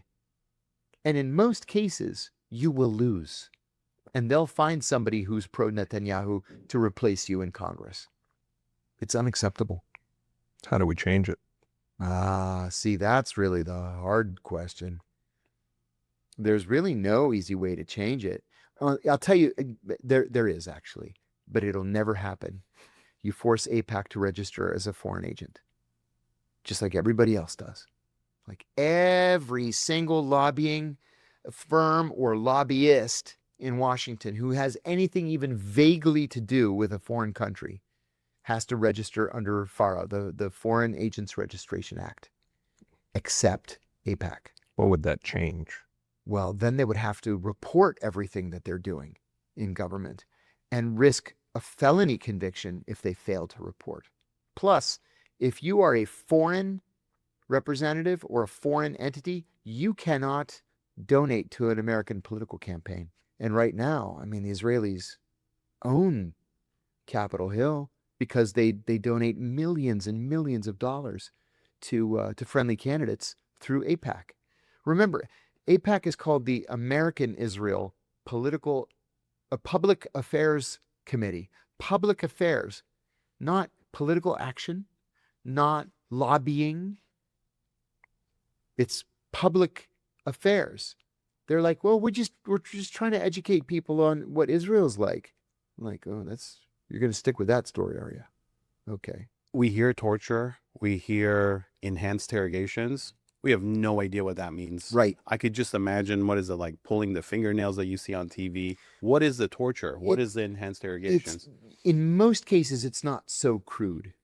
So there are enhanced interrogation techniques, and then there's all the other shit that they did that they didn't have approval for, that they just figured we're going to do it and nobody's going to do anything about it. So enhanced interrogation techniques, as they were approved by the Justice Department, were mostly not something that I would call torture. Like if I grab you by the shirt and I say, damn you, answer my questions, that's not torture. If the next most serious one was called the belly slap, right? It makes a cracking sound, makes a handprint, a little bit humiliating. That's not torture. But are you like naked, chained up? Not yet. That comes. Keyword, yeah. Yeah. A smack across the face, that's not very nice. But it's probably not torture. But then you get into things like strip the guy naked, chain him to an eye bolt in the ceiling, and make it so he can't kneel or sit or lay or get comfortable in any way. Chill the cell to 50 degrees Fahrenheit, and then throw a bucket of ice water on him every hour. We murdered prisoners with that technique. It's called the cold cell. Sleep deprivation is another one. Don Rumsfeld was the Secretary of Defense at the time. He famously said that he didn't believe that there was such a thing called sleep deprivation because he said, look at me, I have a stand-up desk in my office. I don't even have a chair. And I'll stand there and work for 24 hours, sometimes longer than 24 hours. That's not what we were talking about. What we're talking about is being stripped naked and chained to that eye bolt so you can't get comfortable, knowing that the American Psychological Association has done studies showing that people begin to lose their minds at day 7 with no sleep. They begin to die from organ failure at day 9, but the CIA was authorized to keep patients, to keep prisoners awake for up to 12 days. Well, we murdered prisoners doing that. The Justice Department never said we could murder people. They said we could use these techniques, which are not torture. They're enhanced parts of the interrogation. Well, that was just silly. But then there were other things, especially with Abu Zubaydah, things that we did to Abu Zubaydah that were never authorized by anybody. We learned during an interrogation that Abu Zubaydah had an irrational fear of bugs. And so we put him in a coffin with a diaper. We poured a box of cockroaches on him and then closed the coffin and just listened to him scream. We would open the coffin long enough every few days to give him water and food and change his diaper and then seal it back up again. The fuck is that? Why wouldn't you just talk? He was talking. He was So talking. these people would talk and still be tortured? Yes, that was the issue. And listen, I told Abu Zubaydah right after we caught him, I said, I am the nicest guy that you're going to meet in this experience. I said, my colleagues, they're not nice like I am. So if you only do one thing, it's that you have to cooperate. You have to answer their questions. And he said, you seem like a nice man, but you're the enemy, and I'll never cooperate. I said, well, suit yourself. Then when the CIA plane came in to take him, he was petrified, crying. 3 FBI agents and I carried his gurney out to the plane. I was carrying the gurney with one hand and holding his hand with the other. He was bawling. And we put him on the plane. We tied him down on the luggage rack at the back of the plane. And I leaned over and I said, remember, you have to cooperate. And he smiled at me and I said, good luck. And then took off. Well, then he ends up a week later at the secret site. And he was very, very severely wounded during the capture. And so they allowed him 6 weeks to just get his wounds to heal. Well, there was an FBI agent by the name of Ali Soufan, ethnically Egyptian, American FBI agent, fluent in Arabic. Ali began to interrogate him. Now listen, I hate the FBI. I do. But there are no better interrogators in America than the FBI. They've been doing it since the Nuremberg trials in 1945 and 1946. They know exactly what they're doing. And the way they succeed is they establish a rapport with a prisoner, right? You don't rape him or beat him or starve him or electrocute him.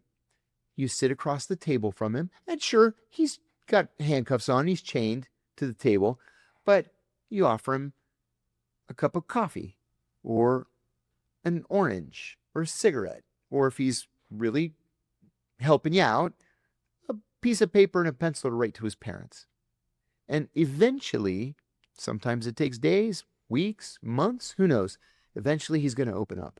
And Abu Zubaydah really opened up and gave us actionable intelligence that saved American lives. But the CIA, and especially the 2 CIA contractors, the 2 psychologists who came up with the program, they wanted to see how it worked. And so George Tenet, the CIA director, went to President Bush on July the 31st of 2002 and said, please turn the prisoner over to us. And Bush, because he didn't know what the frig was going on in the world, did that. And so Ali Soufan was pulled back. In fact, Robert Mueller was the FBI director at the time. He knew exactly what the CIA was going to start doing. And so not only did he pull his people out, he pulled all FBI personnel out of the country that the secret prison was in. He didn't even want his people to be in the same country while the CIA was torturing its prisoners. And so they immediately began torturing Abu Zubaydah on August the 2nd, 2002, and he went silent. So they tortured him for about 6 weeks, and then the FBI came back. He was furious, and it took Ali more than a month to get him talking again. And he's like, why did you guys do that to me? I was telling you everything you wanted to know.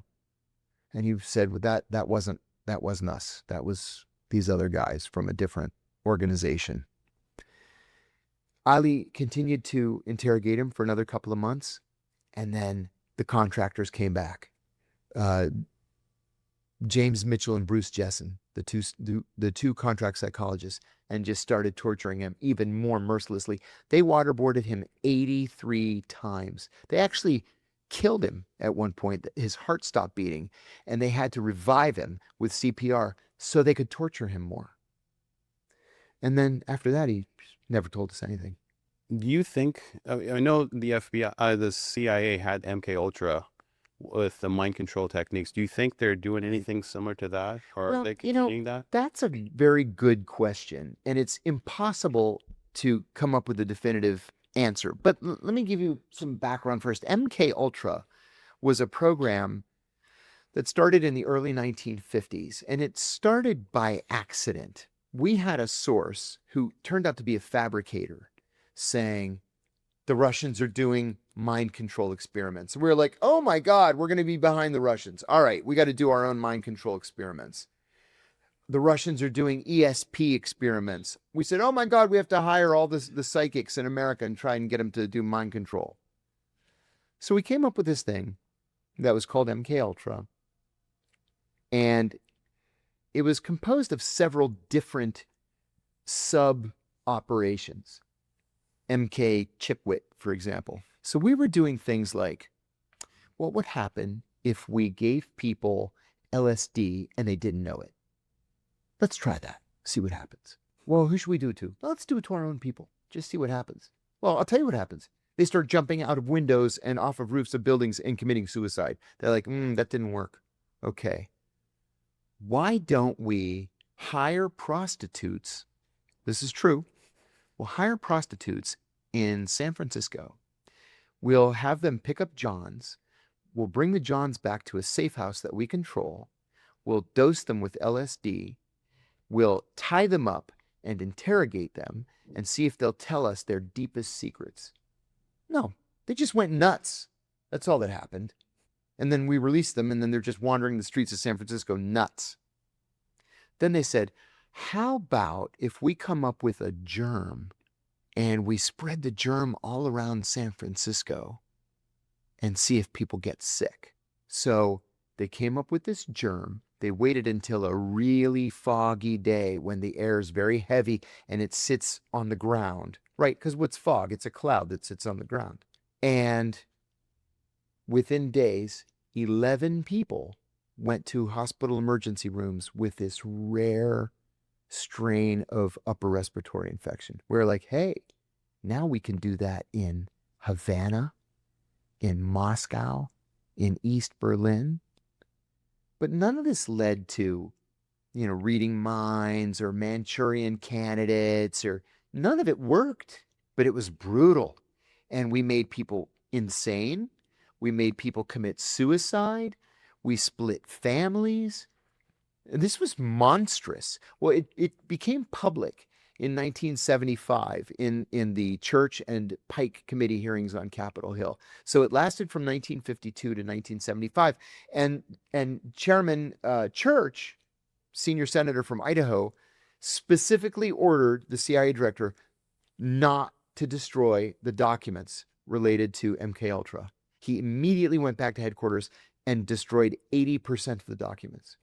So we only have a little historical understanding of what happened with MK Ultra. Everything else was shredded. People ask me all the time, is there MK Ultra today? Honestly, I have no idea. It's not called MK Ultra, but it's impossible to know what the CIA is doing on these mind control issues. Now, they're doing other things technologically that we know thanks to WikiLeaks and Josh Schulte and the Vault 7 revelations. We know that they can take remote control of your car and make you drive off a bridge. Any car? Any car that has a computer in it. Seriously? Which is every car, unless you're driving a, 57 Chevy or something. We know that they can take any smart TV, and turn the speaker into a microphone so that it broadcasts what's being said in the room, even while the TV is off. Another thing that they did was they infected computers domestically, which is illegal. But then in the code, they embedded lines of code written in either Farsi or Cyrillic. That's Marble, right? Project Marble? Correct. So that they could point, say, no, it wasn't us. It was the Russians, the Iranians. They did it. Look, the code. They forgot to translate these lines of code. They're still in Russian and Farsi. No, it was us. So we don't really know what they are doing. And I'll say this. I'm going to caveat this by saying I've been out of the CIA for 21 years now. That is a lifetime, technologically speaking. It's a different world today than it was when I left the CIA. God knows what they can do that we haven't found out yet. It's impossible to say. What traits are they looking for? They're looking for people who have sociopathic tendencies, not sociopaths, right? Sociopaths have no conscience. They're unable to feel guilt. You don't want a sociopath because sometimes they can't stop themselves and they will feel utterly remorseless after having killed somebody. And as a result, they blow through the polygraph because they don't have a conscience. People who have sociopathic tendencies do have a conscience, but are also willing to work in these legal and moral and ethical gray areas. And I'll give you an example. In the interview process, I was with like 2 other guys and a woman, and the instructor is giving us this oral exam. And he said, let's say you are a case officer overseas and you get a cable from headquarters telling you that they need the latest economic data from Indonesia. You then go to meet the Indonesian economic officer and you take him to lunch and you have a great time, and you take him to dinner, you have another great time, you introduce the wives, they hit it off, you spend time, go on vacation for the weekend, your kids are playing together, everything is going perfectly. But you do this for 6 months. And then you realize this guy's really not recruitable. There's really nothing that he needs from you. And there's no weakness that he has. He's not a drunk. He's not a gambler. He's not an asshole who, has fallen foul of his boss. He's just a guy. But headquarters really needs the data. So what do? And the guy raises his hand. He says, you double down and you do it for another 6 months. Spend more money on the guy. And the woman says, maybe you get the wives more involved. Get the wives to get closer, and then you can work it through the wife. And I'm listening to all this like, what? So I raise my hand. I go, you break into the Indonesian embassy and you steal it. He goes, that's exactly what you do. You break into the Indonesian embassy and you steal it. Don't waste another 6 months on this guy. He's not going to give you anything. That's a sociopathic tendency. A normal person wouldn't voluntarily say, I'm going to break into the Indonesian embassy and steal their documents. I would. Maybe you wouldn't. But that's what a sociopathic tendency is. What other questions do they ask you? Like qualifying questions? Describe your relationship with your mother. Like, what's the right answer there? I said, yeah. I said, my mom and I are close. She was nurturing and kind and supportive. And was your father the disciplinarian in the family? And I said, no, actually. My dad's a big, strong guy. And I think he was always probably afraid that he would scare us or hurt us or something. So no, he was always kind of a sweetheart. Have you ever betrayed a friendship? And I said, ooh, I don't think so. Let me think about it for a minute. They go, no. That's the response we were looking for. I said, okay. They said, we need for you to go in the next room and give us some hair, some blood, and some piss. I said, okay. So there's a nurse in there. She plucked out my hairs and took my blood, and I pissed in a cup. And I went home. My wife goes, how'd it go? I said, I have no idea. I have no idea if I gave the right answers or crazy wrong answers. I have no idea what they were looking for.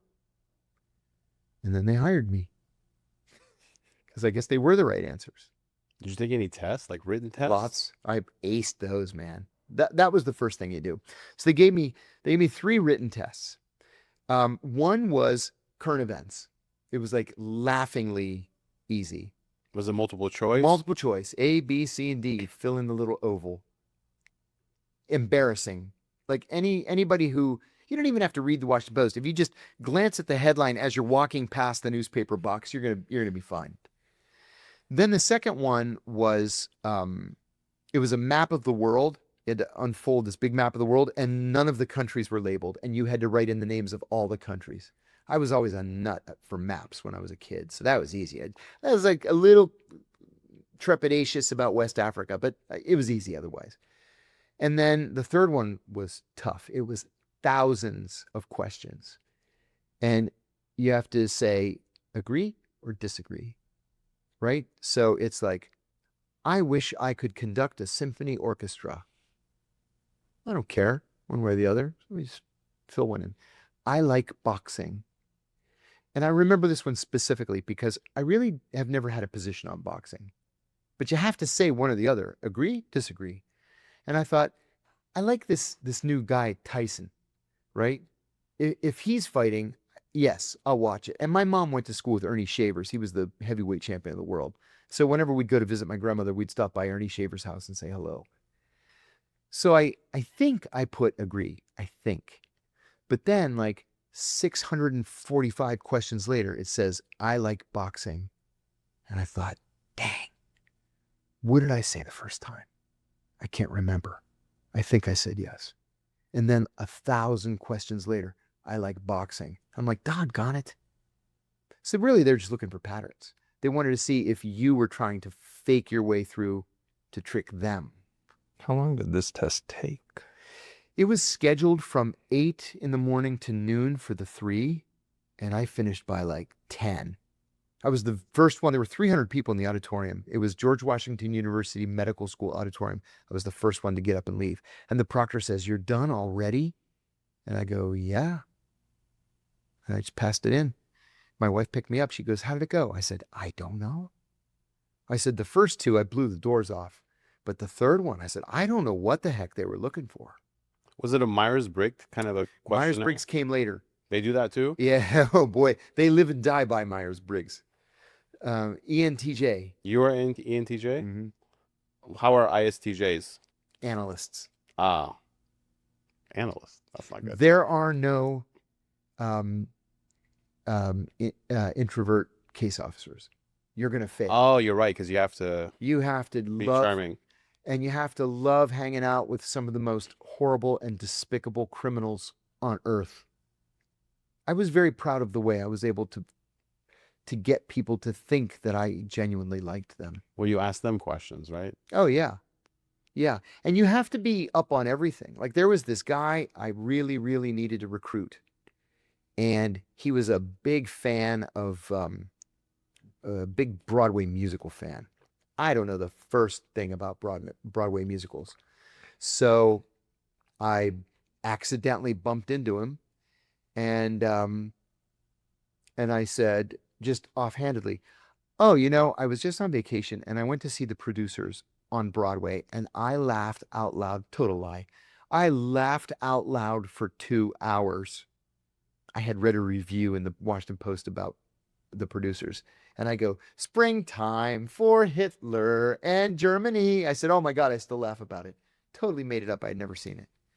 And he's like, "Oh my God, it's my favorite musical. Oh my goodness." I said, "Oh, we should go to Broadway together sometime. I would love to do that."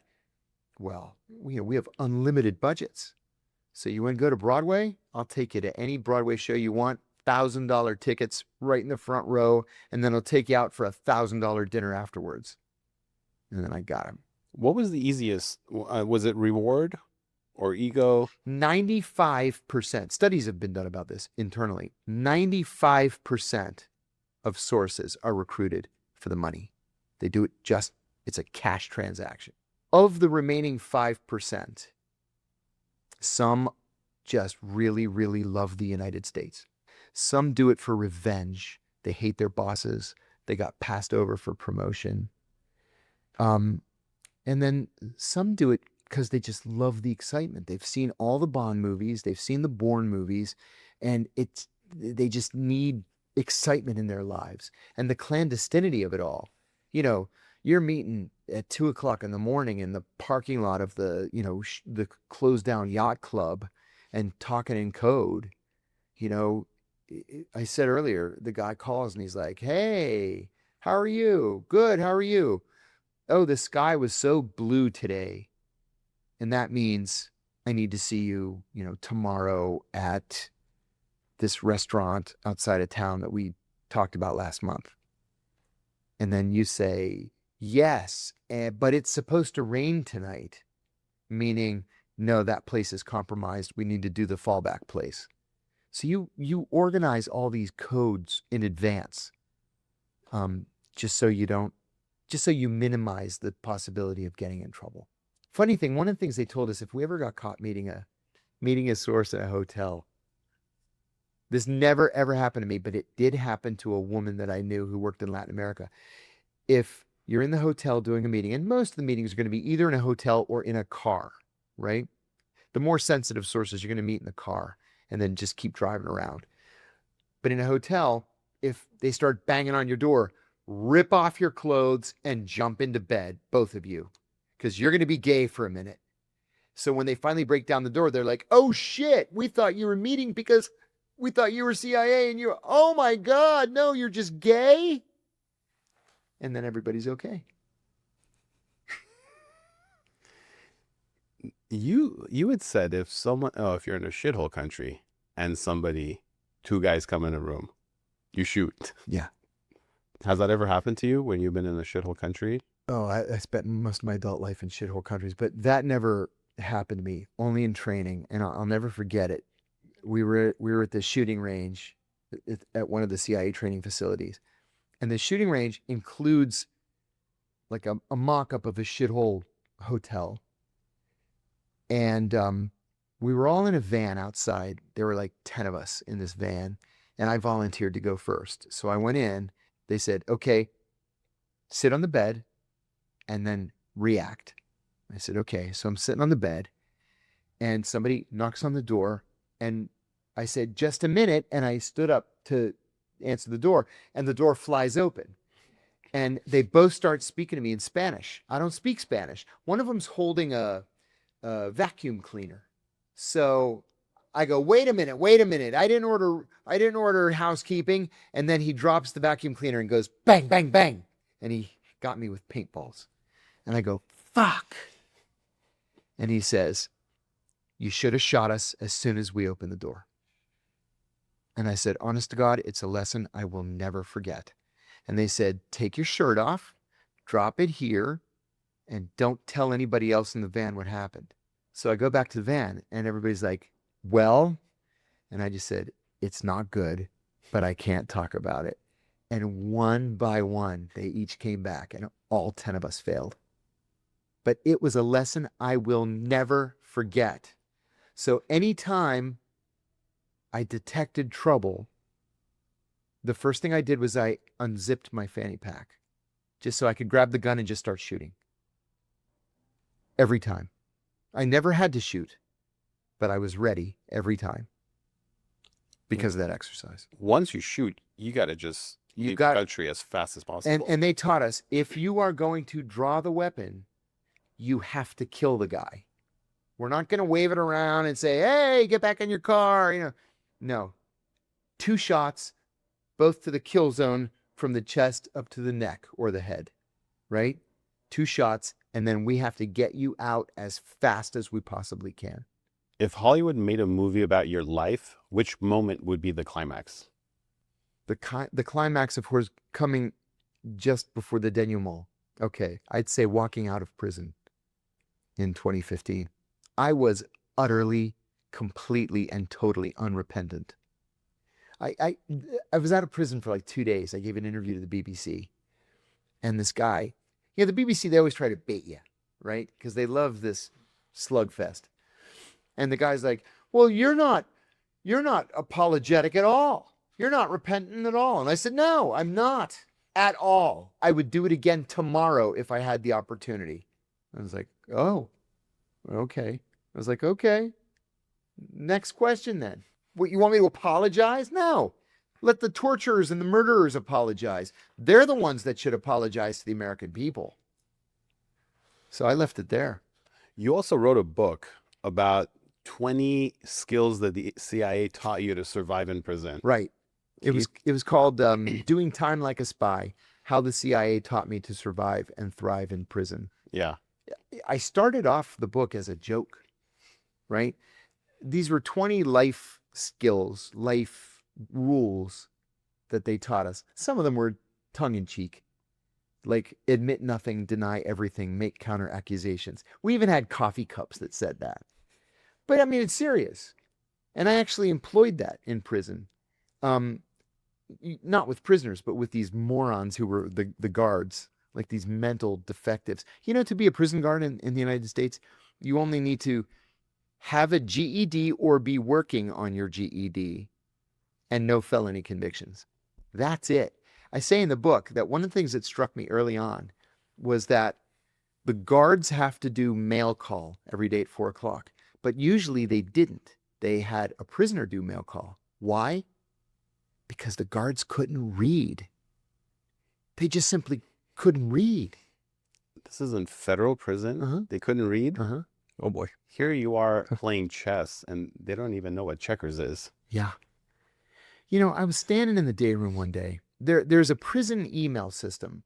So it's not internet, but it's you write an email like to your wife and it goes to some prison office and they read it and they say it's okay and then they send it to your wife. So I'm standing there at the computer one day and these two guys start duking it out, which happened every few months. What are they duking it out over? Whether to watch Love and Hip Hop Atlanta or 101st and Park. I'm totally serious. They're duking it out, like blood flying, and I'm just sitting there. They're literally 3 feet away from me. I'm doing my email. Well, on the camera, on the security cameras, they can see in what was called SIS, the Special Investigations, whatever, service, or these two morons who just did investigations down there. So they see that I'm standing there. Well, and the thing is in prison, if there's a fight, everybody scatters. You run back to your cell. Why? Because you do not want to be implicated in a fight. You'll go straight to solitary and you'll probably be there for 6 months. And then if you're lucky, they'll only transfer you to another prison. They're not going to punish you further. But I'm like, fuck you. I'm not doing anything. I'm finishing my email. So as soon as the fight ends, I hear, Kiriakou, Lieutenant's office, immediately.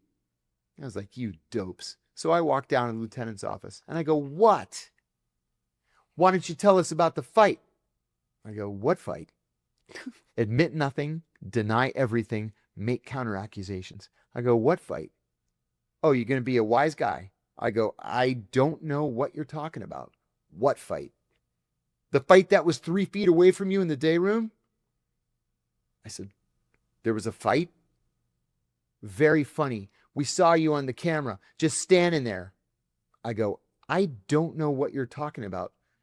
I don't think there was a fight. Actually, I think I would have noticed if there was a fight. Oh, there was a fight. I go, yeah?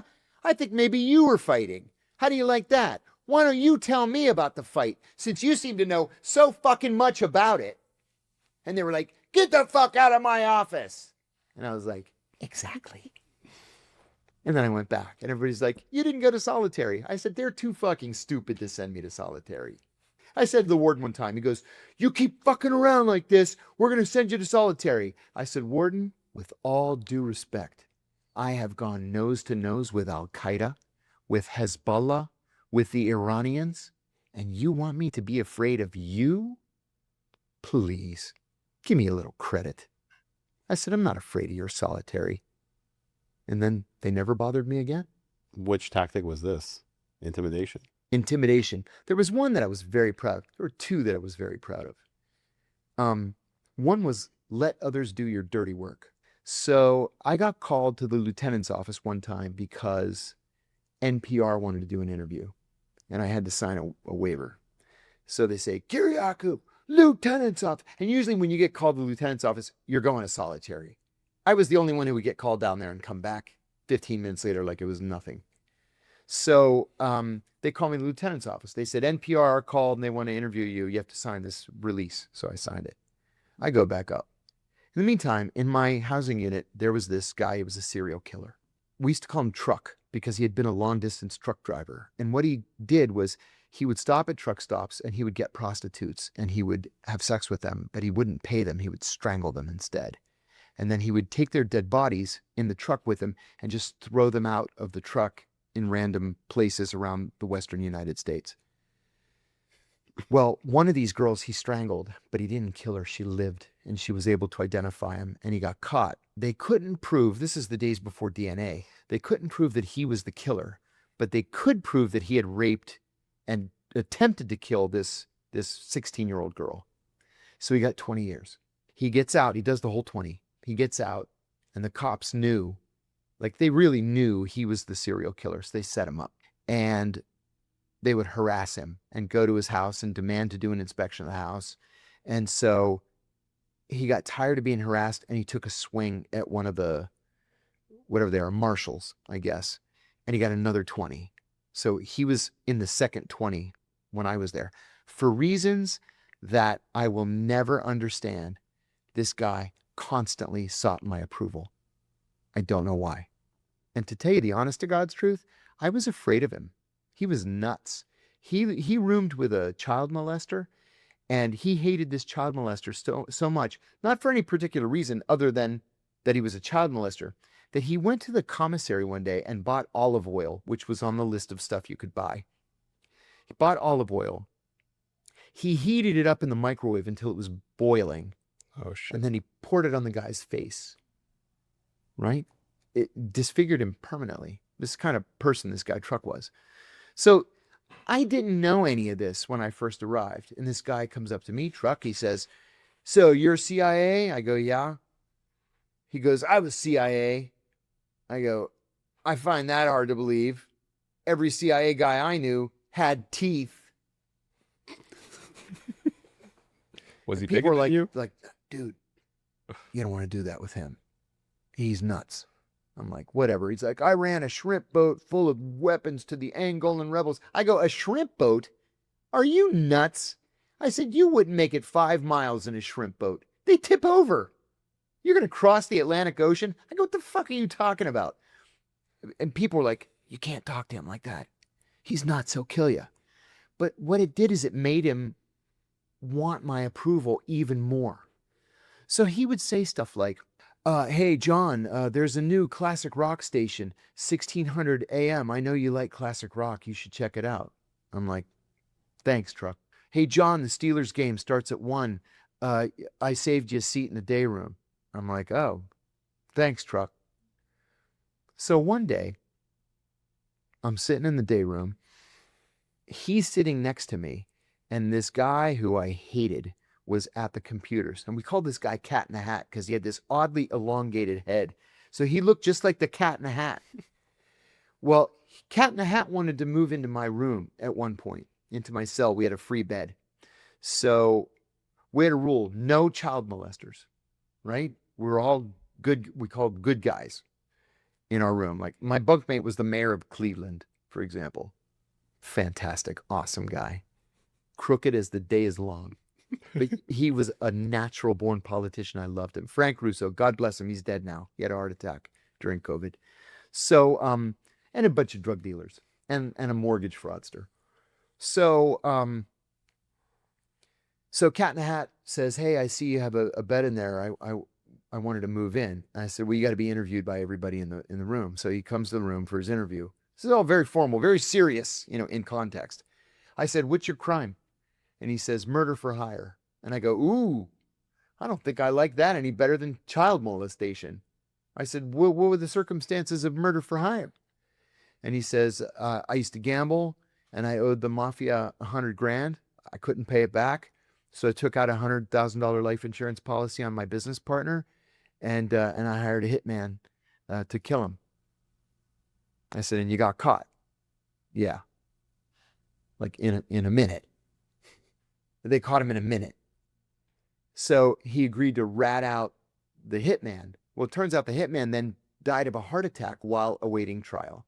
So Cat in the Hat had the benefit of the deal because he did agree to testify against the hitman. They gave him 20 years.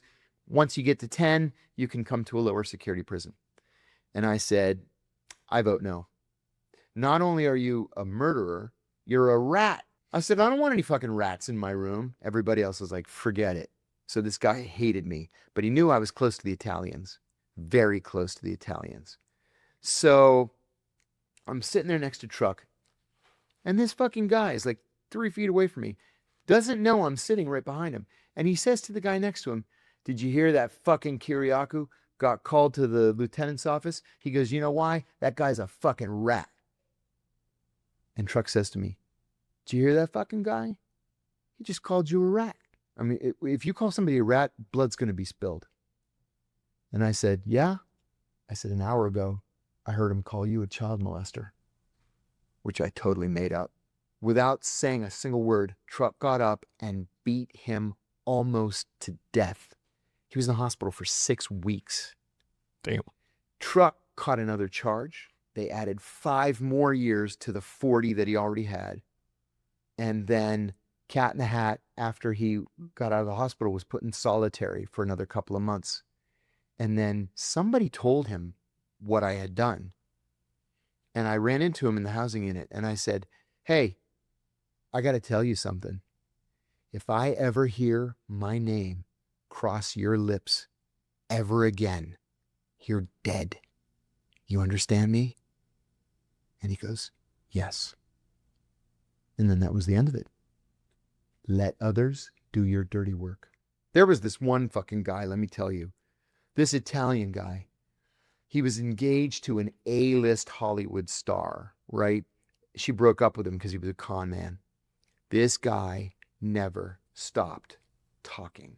I was in People magazine again last week. I was in Variety. I don't know. Nobody cares if you're in People magazine.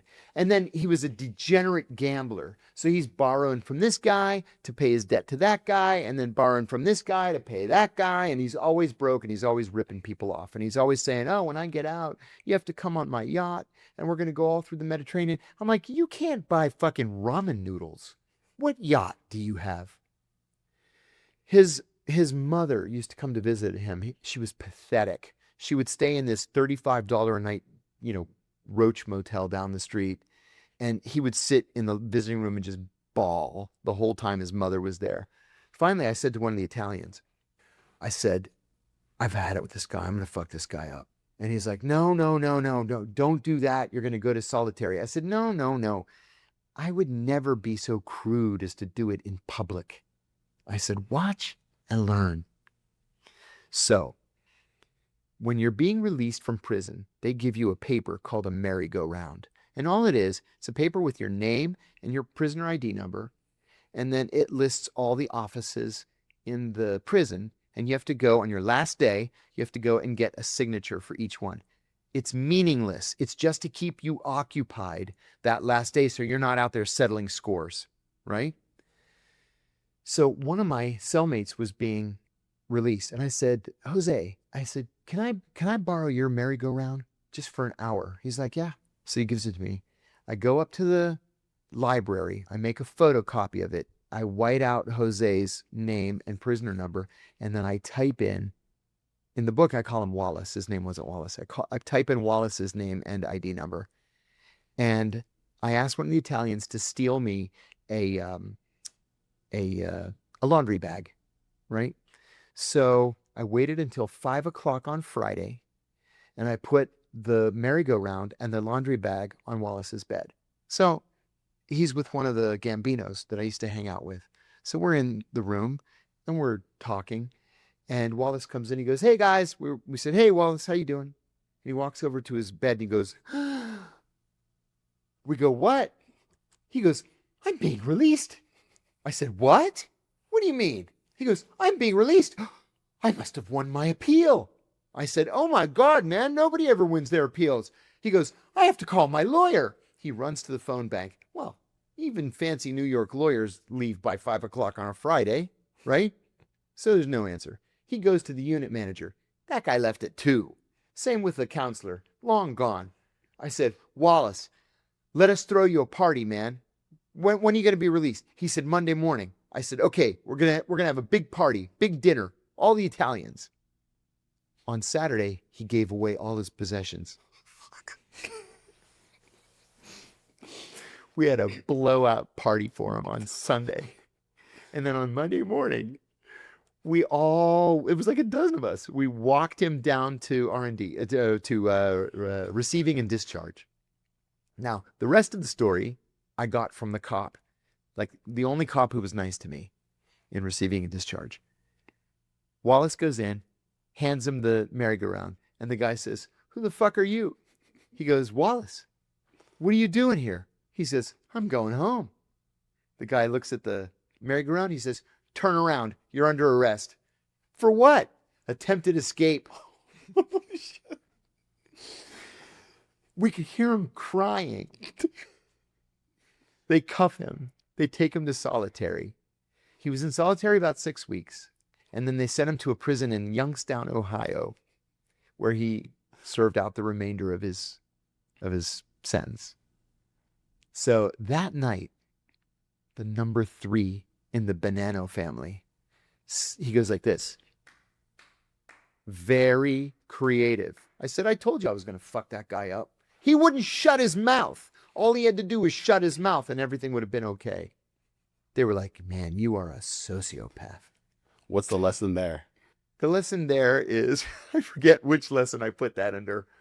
Oh, operate under the radar. Operate under the radar, never draw attention to yourself. Like nobody ever would have known that I was the bad guy who set that whole thing in motion. But I knew exactly what I was doing. What else? These are so good.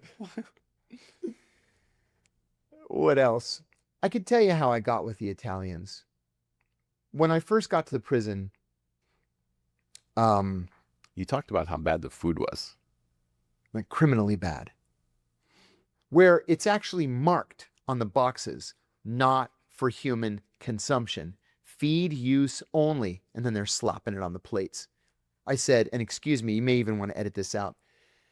I said to one of the guards, I said, I've eaten ass that tasted better than this. That's how bad it was. Sorry. I'm leaving that I've in. never actually said that out loud before. Yeah. That's how bad it was. It was dangerous.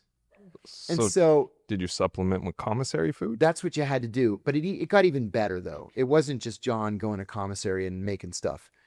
When I first arrived on my very first day, as they're processing me in, the only thing the cops, it's that same friendly cop that told me about Wallace. The only thing he said to me was, if someone comes into your cell uninvited, that's an act of aggression. And I go, great, thank you. Great. I've been here 40 minutes and I'm going to have my ass kicked. Terrific. So I'm there like 2 hours and these 2 guys come in. One has a swastika tattoo that takes up his entire neck and comes up onto his face. And the other guy, little fat guy, he has fuck you tattooed on his eyelids. So every time he blinks, it says fuck you. So I jump up, I go, what do you want? Right? And one of them goes, take it easy, the Nazi guy. Take it easy. He goes, I'm standing there like this. He goes, are you the new guy? I go, yeah. He goes, are you a fag? I said, no, I'm not a fag. Are you a rat? I said, no, I'm not a rat. I didn't have anybody else in my case. And he goes, you a chomo? I go, I don't know what that means.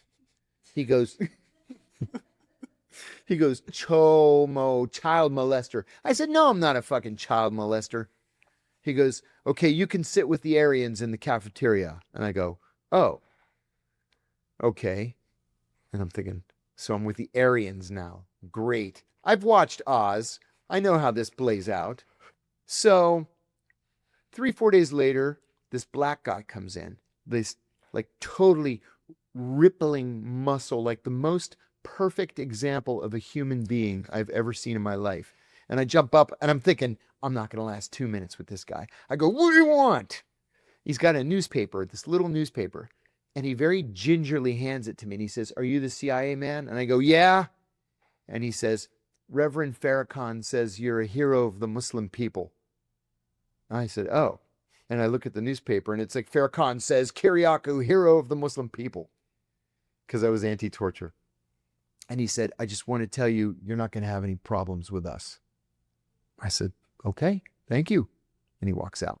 Never spoke to him again. They don't talk to the white devil. Like, they'll tell you, I don't talk to the white devil.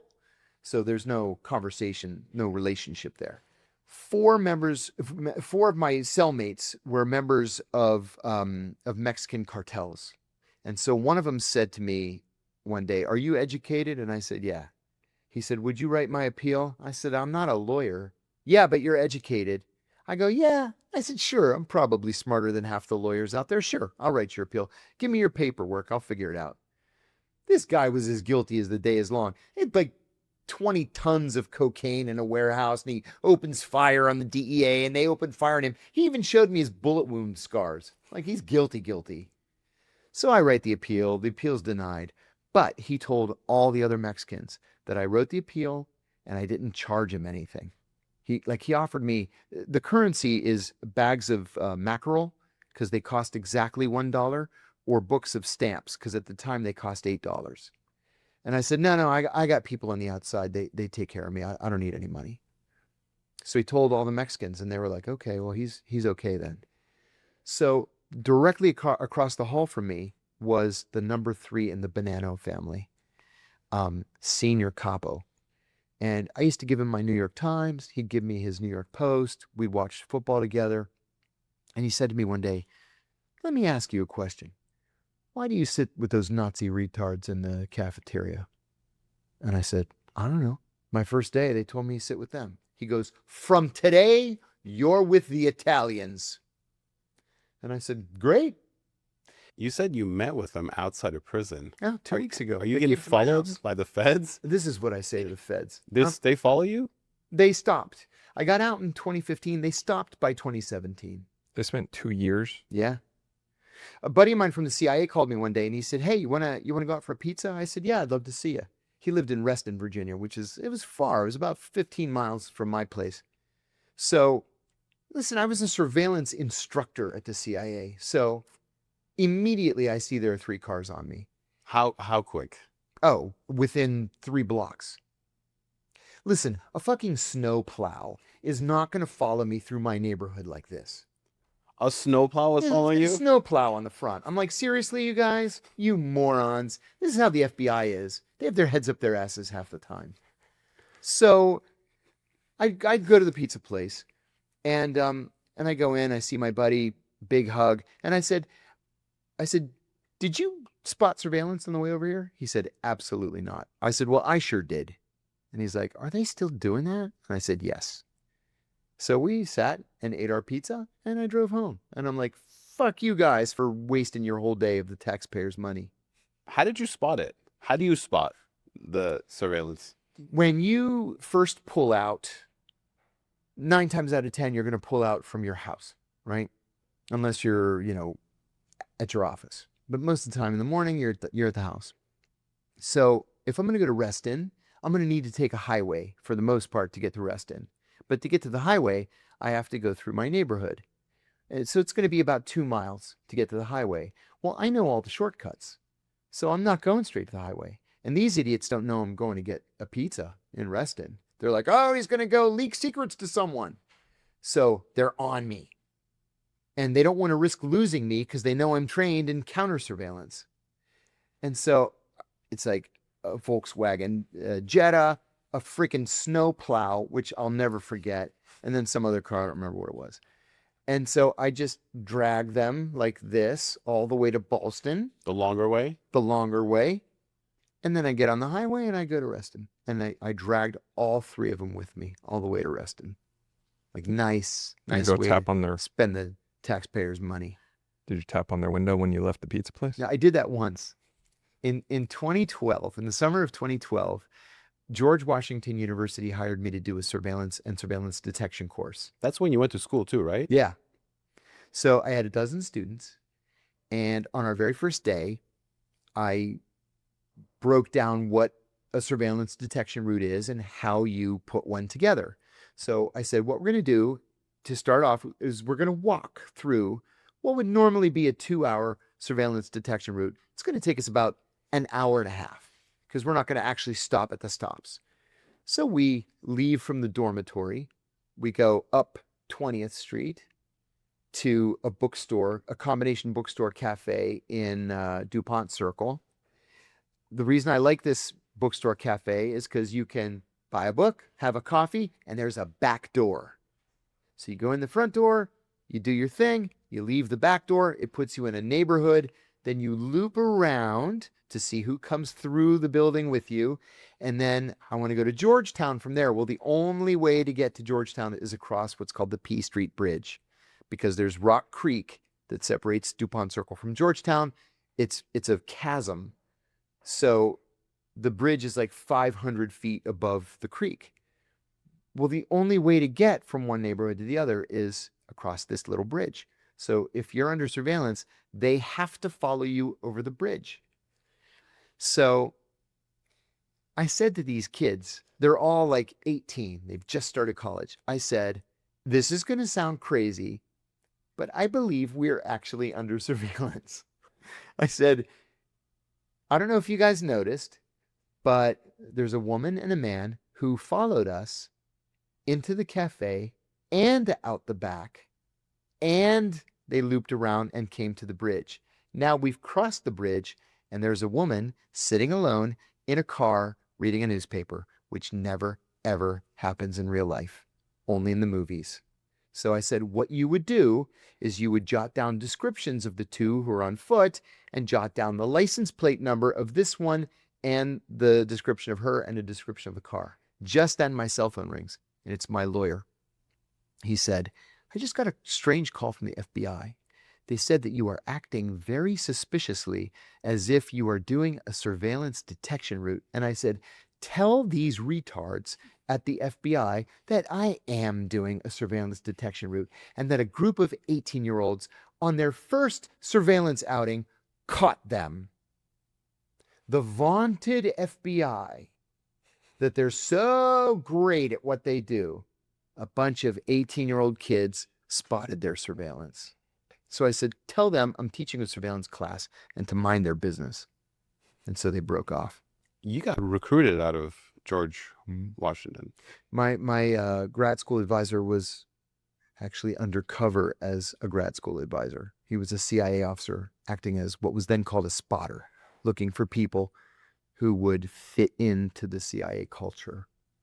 And he thought I would fit in. What did he notice about you? He had assigned us a paper where we had to shadow our bosses and write a psychological profile of our bosses.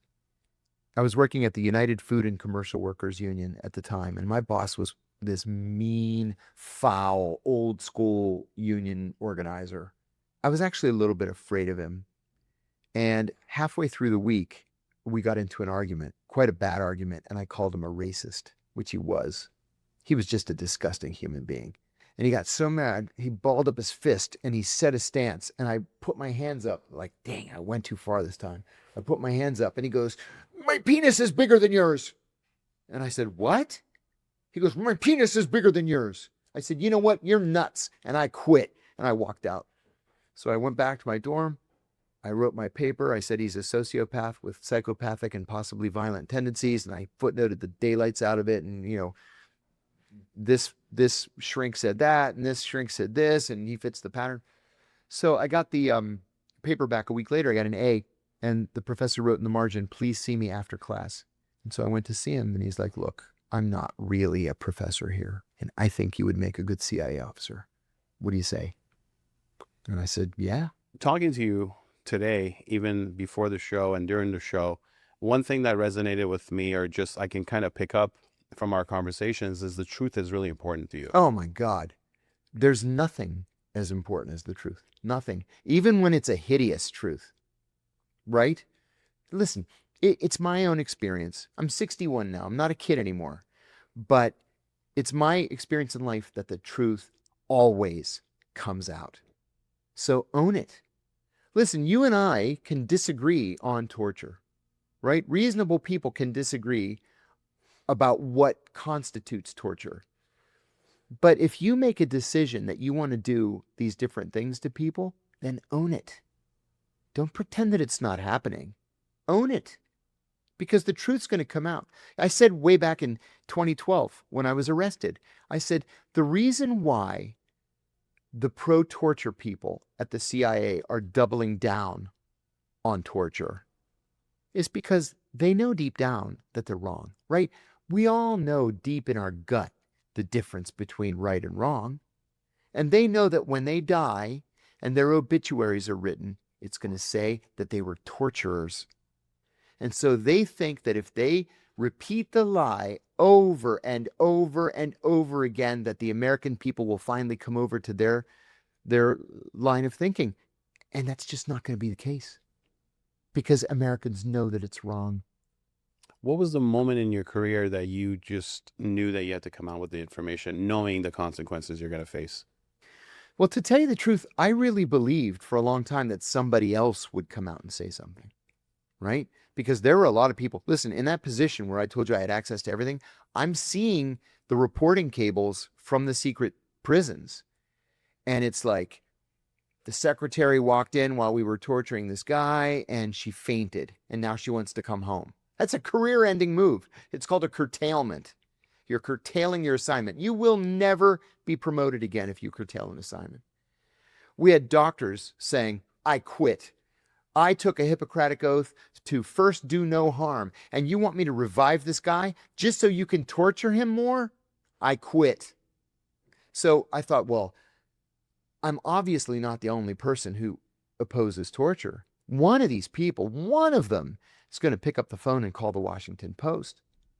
And then none of them did. And then finally, in 2007, Brian Ross from ABC News called me. I'd never met him before. He said, I have a source who says you tortured Abu Zubaydah. I said, absolutely not true. I was the only person who was kind to Abu Zubaydah.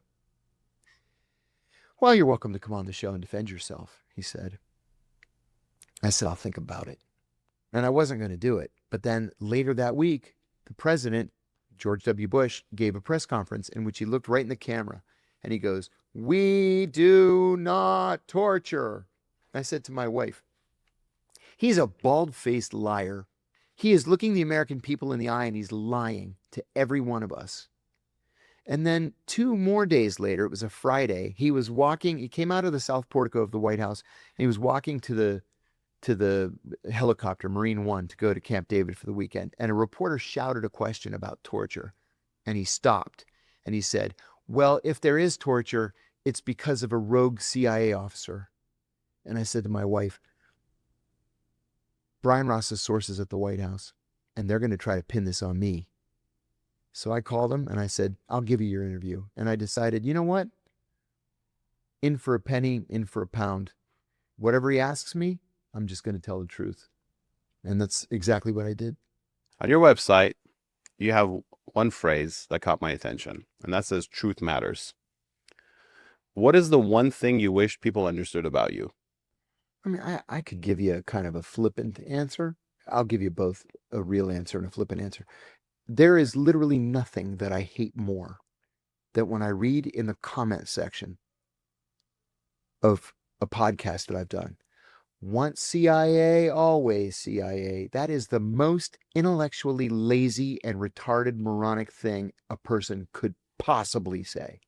I used to respond to that by saying, oh, okay, I'll tell Ed Snowden and Ray McGovern and the sons of Philip Agee that you think they're still in the CIA, you moron. I hate that. That's not really what matters. What matters is, in the CIA's culture, they train us to believe that everything in life is a shade of gray. And that's just not true. Some things are black and white. They're right or wrong. And like I said to you earlier, we know in our guts what's right and what's wrong. The question then is, do we do what's right? Even if there's a personal cost. And I would say we have to do what's right. Let me give you another example. I use this example, and this is not a real life example. I made this up. But I give this example at college campuses when I speak. Let's say that you are a CIA case officer and you've recruited an agent who is a bona fide terrorist, an honest to God penetration of a major terrorist organization. And you meet with him once a month in a hotel somewhere in the Middle East, doesn't matter where. Everything this guy has given you has proved to be true. He's saved American lives. So you fly out one month to meet with him, and he says to you, everything I've given you has been true. So tonight you're going to do something for me. You're going to go out and get me a prostitute. And if you don't, I'm not talking to you anymore. So I said, give me a show of hands. How many would get him the prostitute? And usually about 80% will put their hands up. And I say, yeah, you would. It's ugly, it's dirty, it's gross, but yeah, you'd get him the prostitute. What if he tells you he wants a child prostitute? And usually people kind of look around, and then about 10% kind of gingerly put their hands up. And I say, absolutely not. Not under any circumstances. See, but this is the problem. There's no class at the CIA in ethics. There's not going to be somebody at headquarters to say, now, John, you don't get him the child prostitute. That's the wrong thing to do. That person doesn't exist. You have to know in your heart what's right and wrong. So you go into this job with your own set of moral values. They're not going to teach it to you. And sometimes everybody in your chain of command is doing the wrong thing. That's when you have to stand up. So the truth always matters, and the truth will always come out. Be on the right side of it. That's what I'd like people to know.